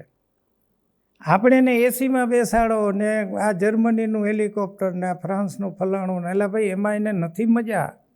આપણે મજાના સરનામામાં ગોટાળો કરી નાખ્યો છે. તો જ્યાં સુધી એના શિક્ષણમાં તમે સંતોષ નહીં આપો ત્યાં સુધી એના જીવનમાં કોઈ સંતોષ નહીં આવે. એટલે આપણે આ દ્રષ્ટિએ કામ કરીએ છીએ. અને હમણાં એક નવું પણ ઉપાડ્યું છે. એટલે મને રસ્તામાં કહ્યું ને કે મને બધું આમ હસવાનું ને હસાવાનું, મોજમાં રાખવાનું ગમે. એટલે મેં તો કુમારપાળભાઈને કહેતો આવીશ કે ભાઈ હવે પછી જો તમારે કોઈ છાણ શિલ્પી એવોર્ડ હોય તો વિચારજો, કારણ કે હવે હું છાણ પાછળ પડ્યો છું. એટલે બધે ગૌશાળા હોય છે. મેં હમણાં ગોબરશાળા શરૂ કરી છે, કારણ કે મેં એક અભ્યાસ કર્યો કે આપણી બધી જ સંસ્થાઓની ગૌશાળાઓ 100% ખોટમાં જ ચાલે છે. અહીંયા જેને એવોર્ડ મળી ચૂક્યો છે એ ઘરનો છોકરો આપણો ગોપાલ, એને પાસે હમણાં અમે જઈને નિરાંતે રહી આવ્યા. મને કે તમે દૂધમાંથી કમાવાનું કરશો ત્યાં સુધી ખોટમાં જશો. મેં કીધું તો શું કરવું? તો કે છાણ અને ગૌમૂત્ર ઉપર આવી રીતે જતા રહો. એટલે હમણાં હું એની પાછળ પડ્યો છું અને એમાં આપણે કરીને બતાવવું છે કે છાણ અને ગૌમૂત્રમાંથી દૂધ કરતાં વધુ કમાણી કરી શકાય. અને એને કેવી રીતે આપણે ડીએપી ખાતરને યુરિયા ખાતરના વિકલ્પ તરીકે લઈ શકીએ. તો ગઈકાલે જ અમારે એક બહુ મોટો વિજ્ઞાન મેળો હતો બેલા ખાતે, ભાવનગર જિલ્લાનો. ત્યાં હું કહીને આવ્યો કે અત્યારે 1 ગ્રામ માટીમાં 2 કરોડ બેક્ટેરિયા હોવા જોઈએ. 1 ગ્રામ માટીમાં 2 કરોડ બેક્ટેરિયા હોવા જોઈએ. એની જગ્યાએ 12 લાખ છે માત્ર. હવે તમે જો 1.5 કરોડ કરી દો તો કાર્બન પ્રિન્ટવાળા તમને ઘરે આવીને પૈસા આપે છે. તો હવે તમે આત્મનિર્ભરતાની વાત કરો છો, તો આત્મનિર્ભર થવું હોય તો આપણી માટીમાં બેક્ટેરિયા વધે એ મંડો કામ કરવા, તમને ઘરે બેઠા પૈસા મળશે. તો કેટલા બધા એવા જીવાતા જીવન સાથેના આત્મનિર્ભર બનાવી શકે એવાય નુસ્ખા છે. અને જે પર્યાવરણની દૃષ્ટિએ જોઈએ તો ઇકો ફ્રેન્ડલી પણ છે. પણ આ બધું આપણે સમજવાનું છે. એ જ સાચી કેળવણી છે, એ જ સાચું શિક્ષણ છે. આવું કામ આપણે કરતા રહીએ તો આપણને જીવનમાં આનંદ આવે. અને અહીંયા જેમ કહ્યું એમ મારા માતા પિતાથી લઈને જે મને ભાવાવરણ મળ્યું, જે દાદાઓના ખોળામાં, આજે તમે વિચાર કરો કે ભાઈ અમારે તો ભૂતકાળમાં કાંઈ ગેસ્ટ હાઉસ ને એવું કાંઈ હતું જ નહીં કોઈ સંસ્થાઓમાં. તો આંબલામાં કોઈ મહેમાનો આવ્યા હોય અને જમવાનું હોય તો મારી બા પાસે મૂળશંકરભાઈ આવે અને મારો મોટો ભાઈ નાનો હતો ને રમતો હોય તો કે પુષ્પા તું રોટલા ઘડી નાખ, ત્યાં સુધી હું જગદીશને નરુણને રમાડી આવું. કે હવે મૂળશંકર દાદાએ મનુ દાદાએ અમને રમાડ્યા હોય અને મારી બાએ મહેમાનોને જમાડ્યા હોય, એ આજે એની કિંમત સમજાય છે અને આજે એનું પુણ્ય અમને મળે છે. તો આ બધું જોડાયેલું છે. એટલે સલ્લાભાઈ એ કહ્યું નહીં કદાચ, પણ હું ત્યાં લખતો ને ત્યારે મારા લેખ તપાસવા સલ્લાભાઈને આપતો વિજ્ઞાન દર્શનના. પછી ક્યારેક એ મને કહેતા કે આના કરતાં તું મને કહેજે ને હું લખી નાખીશ કે એમ. પણ એમ કરતાં કરતાં હું લખતો થઈ ગયો. કારણ કે દાદાથી લઈને બધા ત્યાં અમારે ખેરખાં સાહિત્યના તો એ બધા મને ત્યારે બહુ ઉપયોગી થયા. અને આજે વિજ્ઞાનને લોકભોગ્ય રીતે લખવું, બોલવું, સમજાવવું એ મને આ બધાના સાથથી પ્રાપ્ત થયું છે. કારણ કે વિજ્ઞાનમાં સમજવું સહેલું છે પણ પછી વ્યક્ત કરવું એ બહુ અઘરું છે. એટલે અમે પણ કેવું કર્યું કે પહેલાં વિજ્ઞાન ગણિતના જ કાર્યક્રમો શરૂ કર્યા હતા. પછી બહુ સરસ એમાં પ્રગતિ થઈ અને પ્રોફેસર યશપાલ, PC વૈદ સાહેબ આપણા અને અબ્દુલ કલામ, એની સાથે અમે બહુ કામ કર્યું, બહુ શિબિરો કરી. તો એક મોટો પ્રોજેક્ટ દિલ્હીનો લીધો હતો. તો ત્યાંથી ક્યારેક આવતા દિલ્હીથી જોવા તો મને ખ્યાલ આવ્યો કે આપણો છોકરો પ્રયોગ તો સરસ કરતો હતો પણ એની અભિવ્યક્તિ નહોતી. એટલે તમે વિજ્ઞાન કરી જાણો પણ તમે બોલી ન જાણો કે સમજાવી ન જાણો તો એ પાછું નકામું છે. તમે રસોઈ કરી પણ પીરસી ન જાણો તો શું કામનું. એટલે મનુદાદા બહુ સરસ, લાંબી વાત છે પણ બહુ સરસ સમજાવતા કે તમને રસોઈ કરતાંય આવડવું જોઈએ ને પીરસતાંય આવડવું જોઈએ. એટલે અમે અમારા વિજ્ઞાન ગણિતમાંથી આગળ વધતા વધતા હવે એવું ગયા કે હવે ભાષા પણ અમે ભણાવીએ છીએ. એટલે છેલ્લે અંજનાબેન આવ્યા ત્યારે એ પૂછતા હતા કે તમે અંગ્રેજી આ પ્રવૃત્તિ દ્વારા કેમ ભણાવો છો, એ મારે જોવું છે. તો એજ્યુકેશન થ્રુ એક્ટિવિટીઝની જે વાત છે એને અમે બહુ પ્રાધાન્ય આપ્યું છે કે પ્રવૃત્તિથી ભણાવો અને અનુભવથી ભણાવો. આ પ્રવૃત્તિ દ્વારા અને અનુભવથી ભણાવેલું છે એ ગોખવું નથી પડતું. એ સમજાઈ જાય છે. અને જીવનમાં જેનો ખપ છે એવું જ ભણાવો. આટલું જો આપણે કરી શકીએ તો હજુ ઘણું કામ આપણે કરવાનું બાકી છે. આપણા દેશના શિક્ષણનું બજેટ એ કોઈ પણ વિકસિત દેશ કરતાં ઓછું નથી, છતાં પરિણામ નથી, કારણ કે ખોટી દિશામાં વપરાય છે. નાના નાના ગામડાઓમાં પણ ડુંગળી બટેટાની ગોળો નાખે ને એમ સ્માર્ટ બોર્ડ નાખી જાય છે. એટલે પણ આને શું ઉપયોગ કરવાનો છે, ક્યાં કરવાનો છે, એ તો એને ખબર નથી. હોશિયાર સરપંચો ઘરે લઈ જાય, પછી બિચારો મૂંઝાય કે આનું કરાય શું એમ. એને તો એમ કે કંઈક સરકારે સારું મોકલ્યું છે તો લઈ જાઓ, પણ પછી એ મૂંઝાય છે કે આનું શું કરવાનું, ક્યાં વપરાય. હવે આવી રીતે ખર્ચો કરવાનો પણ કોઈ અર્થ નથી. એટલે આપણે થોડાક છીએ પણ સાથે મળીને સંગઠિત થઈને એકબીજાને આવી રીતે હું તમને શાલ ઓઢાડું, તમે મને શાલ ઓઢાડો, આપણે એમાંય સ્વાવલંબી થઈ જઈએ. અને આત્મનિર્ભરનું છે ને કે આપણે એકબીજાને પોંખતા રહીએ તો આપણો ઉત્સાહ પણ ટકી રહે. પણ હું કહેવા એ જતો હતો કે આ સલાભાઈને બધા હતા ને ત્યારે મારું વાંચવાનું બીજું બહુ ચાલતું, કારણ કે ascent of man, living planet, life on the earth, cosmos, આવી બધી 14 કલાકની ફિલ્મોના સપ્તાહ મેં લોકભારતીમાં ઉજવેલા છે. આખું સપ્તાહ ઉજવાય, રોજ 2 કલાક ફિલ્મ બતાવવાની, 7 દિવસ ચાલે, તો 14 કલાકની બીબીસીની ફિલ્મ. એટલે દિવસે હું જોઉં, એનું ગુજરાતી લખું, પછી રાત્રે એ સમજાવું. પણ મારા દાડિયા અને સલાભાઈએ બહુ સરસ જેના ઉપર લેખ લખ્યો છે, અમારો અલીભાઈ કલઈ કરનારો, એ એસેન્ટ ઓફ મેન જોવા બેસતો ને ત્યારે હું રડી પડતો કે વાહ, મંજુ આપણું આ લેખે છે કે બીબીસીની ફિલ્મ જે છે એ એક અમારો આટલો સામાન્ય માણસ જોતો હોય ને પાછો એને પૂછું કે આમાંથી તું શું સમજ્યો, તો કે સમજો કાલ કહીશ તમને કે હું સમજાવીશ કે. પણ એ બેઠો રહે એ જ મોટી વાત છે ને. એને કંઈક સમજાતું હશે તો એ 2 કલાક બેસતો હશે. તો આ બધા કામો થઈ શક્યા, કર્યા.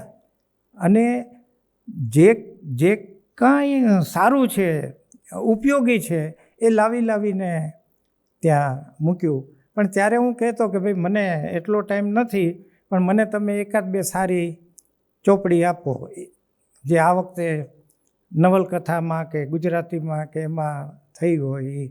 તો એ બધા મને સૂચવતા ને હું એટલું વાંચી નાખતો. એટલે મેં કીધું કે તમારા બધા બેઠો હું ત્યારે હાવ પાછો ભોપ ન લાગું, એટલે કીધું 1-2 સારા લેખકના નામ આવડતા હોય, 2-3 નવલકથાના નામ આવડતા હોય તો આપણે જરાક આમ સરખી રીતે બેસી શકીએ બધાની હારે. તો એમાં એક ટાગોરની કવિતા મનુદાદાએ સમજાવેલી, એ ભાવ અત્યારે મને યાદ આવે. એ સોના નાવડીની અદ્ભુત કવિતા છે કે ભાઈ પેલી કહે છે કે મારા સૂના ખેતરને શેડે હું તો એકલડી, બધું વાઢ, બધું જે કાંઈ ધનના ઢગલા એ બધું કાપી કારવીને હું બેઠી છું, તું આવ, તને બધું મારે આપી દેવું છે. એમ ત્યાં દૂરથી નાવિક આવે છે, જુએ છે હોડી હંકારતો. એને એમ થાય છે કે આ મલકાતો પલકાતો કોણ આવો સરસ મજાનો આવી રહ્યો છે. એ કહે છે કે તું આવ, મેં મારી આ સંધ્યા ટાણે, ગોરજ ટાણે, એક શુભ ઘડીએ આ બધું મારું ભેગું કર્યું છે એ તને આપી દેવું છે. નાવિક નજીક આવે છે, આ નાયિકા બધું અંદર આપી દે છે. છેલ્લે દાતરડું ને સલાખા જેને કહીએ, દાબળી, બધું આપી દે છે. અને પછી કહે છે કે આ મારી જે કંઈ કમાણી છે એ બધી તને આપી દઉં છું, અને તારે જેને આપવી હોય એને આપજે. તું ક્યાંથી આવ્યો છો એ મને ખબર નથી, ક્યાં જવાનો છો એ ખબર નથી, પણ આ મારું સર્વસ્વ હવે હું તને આપી દઉં છું. એ બધું આપ્યા પછી એ પોતે પગ ઊંચો કરીને નાવમાં બેસવા જાય છે. ત્યારે નાયક નીચું મોઢું કરીને કહે છે કે જગ્યા નથી. એમ હવે તલભાર પણ આમાં જગ્યા નથી. એક ક્ષણ આને એમ થાય છે કે આ શું, આ બધું મેં તને મારું બધું આપી દીધું. અને હવે મારે જ્યારે બેસવાનો વારો આવ્યો ત્યારે તું એમ કહે છે કે તારા માટે કંઈ જગ્યા જ નથી કે. તો કે ના, નથી જગ્યા કે. આ ભાંગી પડે છે એક ક્ષણ, પણ પછી એને ખ્યાલ આવે છે કે આ તો સત્કર્મોનો સોદાગર છે, આ તો મારા સત્કર્મો લેવા આવ્યો છે. એ આ આત્માને પરમાત્મા સુધી પહોંચાડવા માટેની હોડી છે. એટલે મારા અહંકારને, મારા ખોળિયાને અહીંયા રાખવાનો છે. મારે તો મારા સત્કર્મો આને આપવાના છે.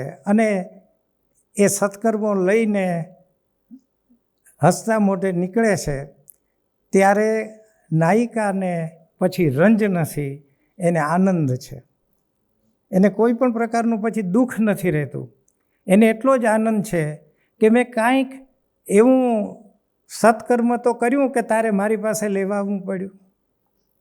તે મારા સુધી ધક્કો ખાધો તો એટલા માટે ને કે તે શોધ્યું કે આની પાસે સત્કર્મ છે, આણે ધનના ઢગલા વાઢીને કર્યા છે.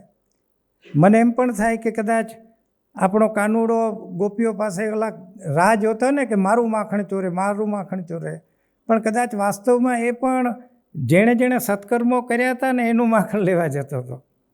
એ સત્કર્મોનું કલેક્શન હતું એક રીતે જોઈએ તો. એમ ગીતાના પેલામાંથી ને આ સોના નાવડીની કવિતામાંથી મને એમ લાગે કે તમે મારા સત્કર્મો લેવા આવ્યા.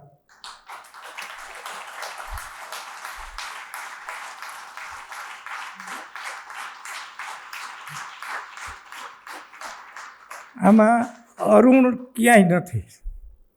અરુણ નિમિત્ત છે, પણ અંતે આપણે માણસ છીએ. આપણે કાંઈ એવા સાધુ પુરુષ ઉચ્ચ કોટીએ પહોંચી ગયેલા નથી. એટલે મને એનો આનંદ પણ છે. પણ આનંદ એ છે કે મેં કાંઈક થોડુંક એવું કર્યું કે તમે મને અહીંયા બોલાવ્યો.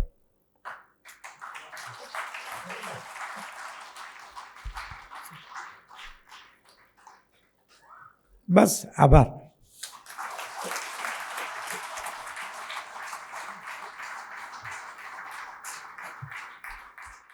સલ્લા સાહેબે બહુ સરસ કહ્યું હતું કે અરુણભાઈ આવા કેમ, એ આપણને એમના વ્યાખ્યાનમાંથી પૂરેપૂરું સાંભળવા મળ્યું. ખૂબ ખૂબ આભાર સર આપનો. એવોર્ડ સ્વીકારવા માટે આપે હા પાડી એટલે આપણે આજે બધા ભેગા થઈ શક્યા. આજે 3 વક્તાઓએ, પ્રકાશભાઈ, રાજેન્દ્રભાઈ અને સલ્લા સાહેબે એમનો આપણને સુપેરે પરિચય કરાવ્યો. ત્રણેય વક્તાઓનો આભાર. સામે એવા દિગ્ગજ શ્રોતાઓ, આપનો વિશેષ આભાર કે આપે વિશ્વકોશ માટે આ સમયનું દાન કર્યું. મંચનો ફરી આભાર, આપ સર્વનો ફરી આભાર.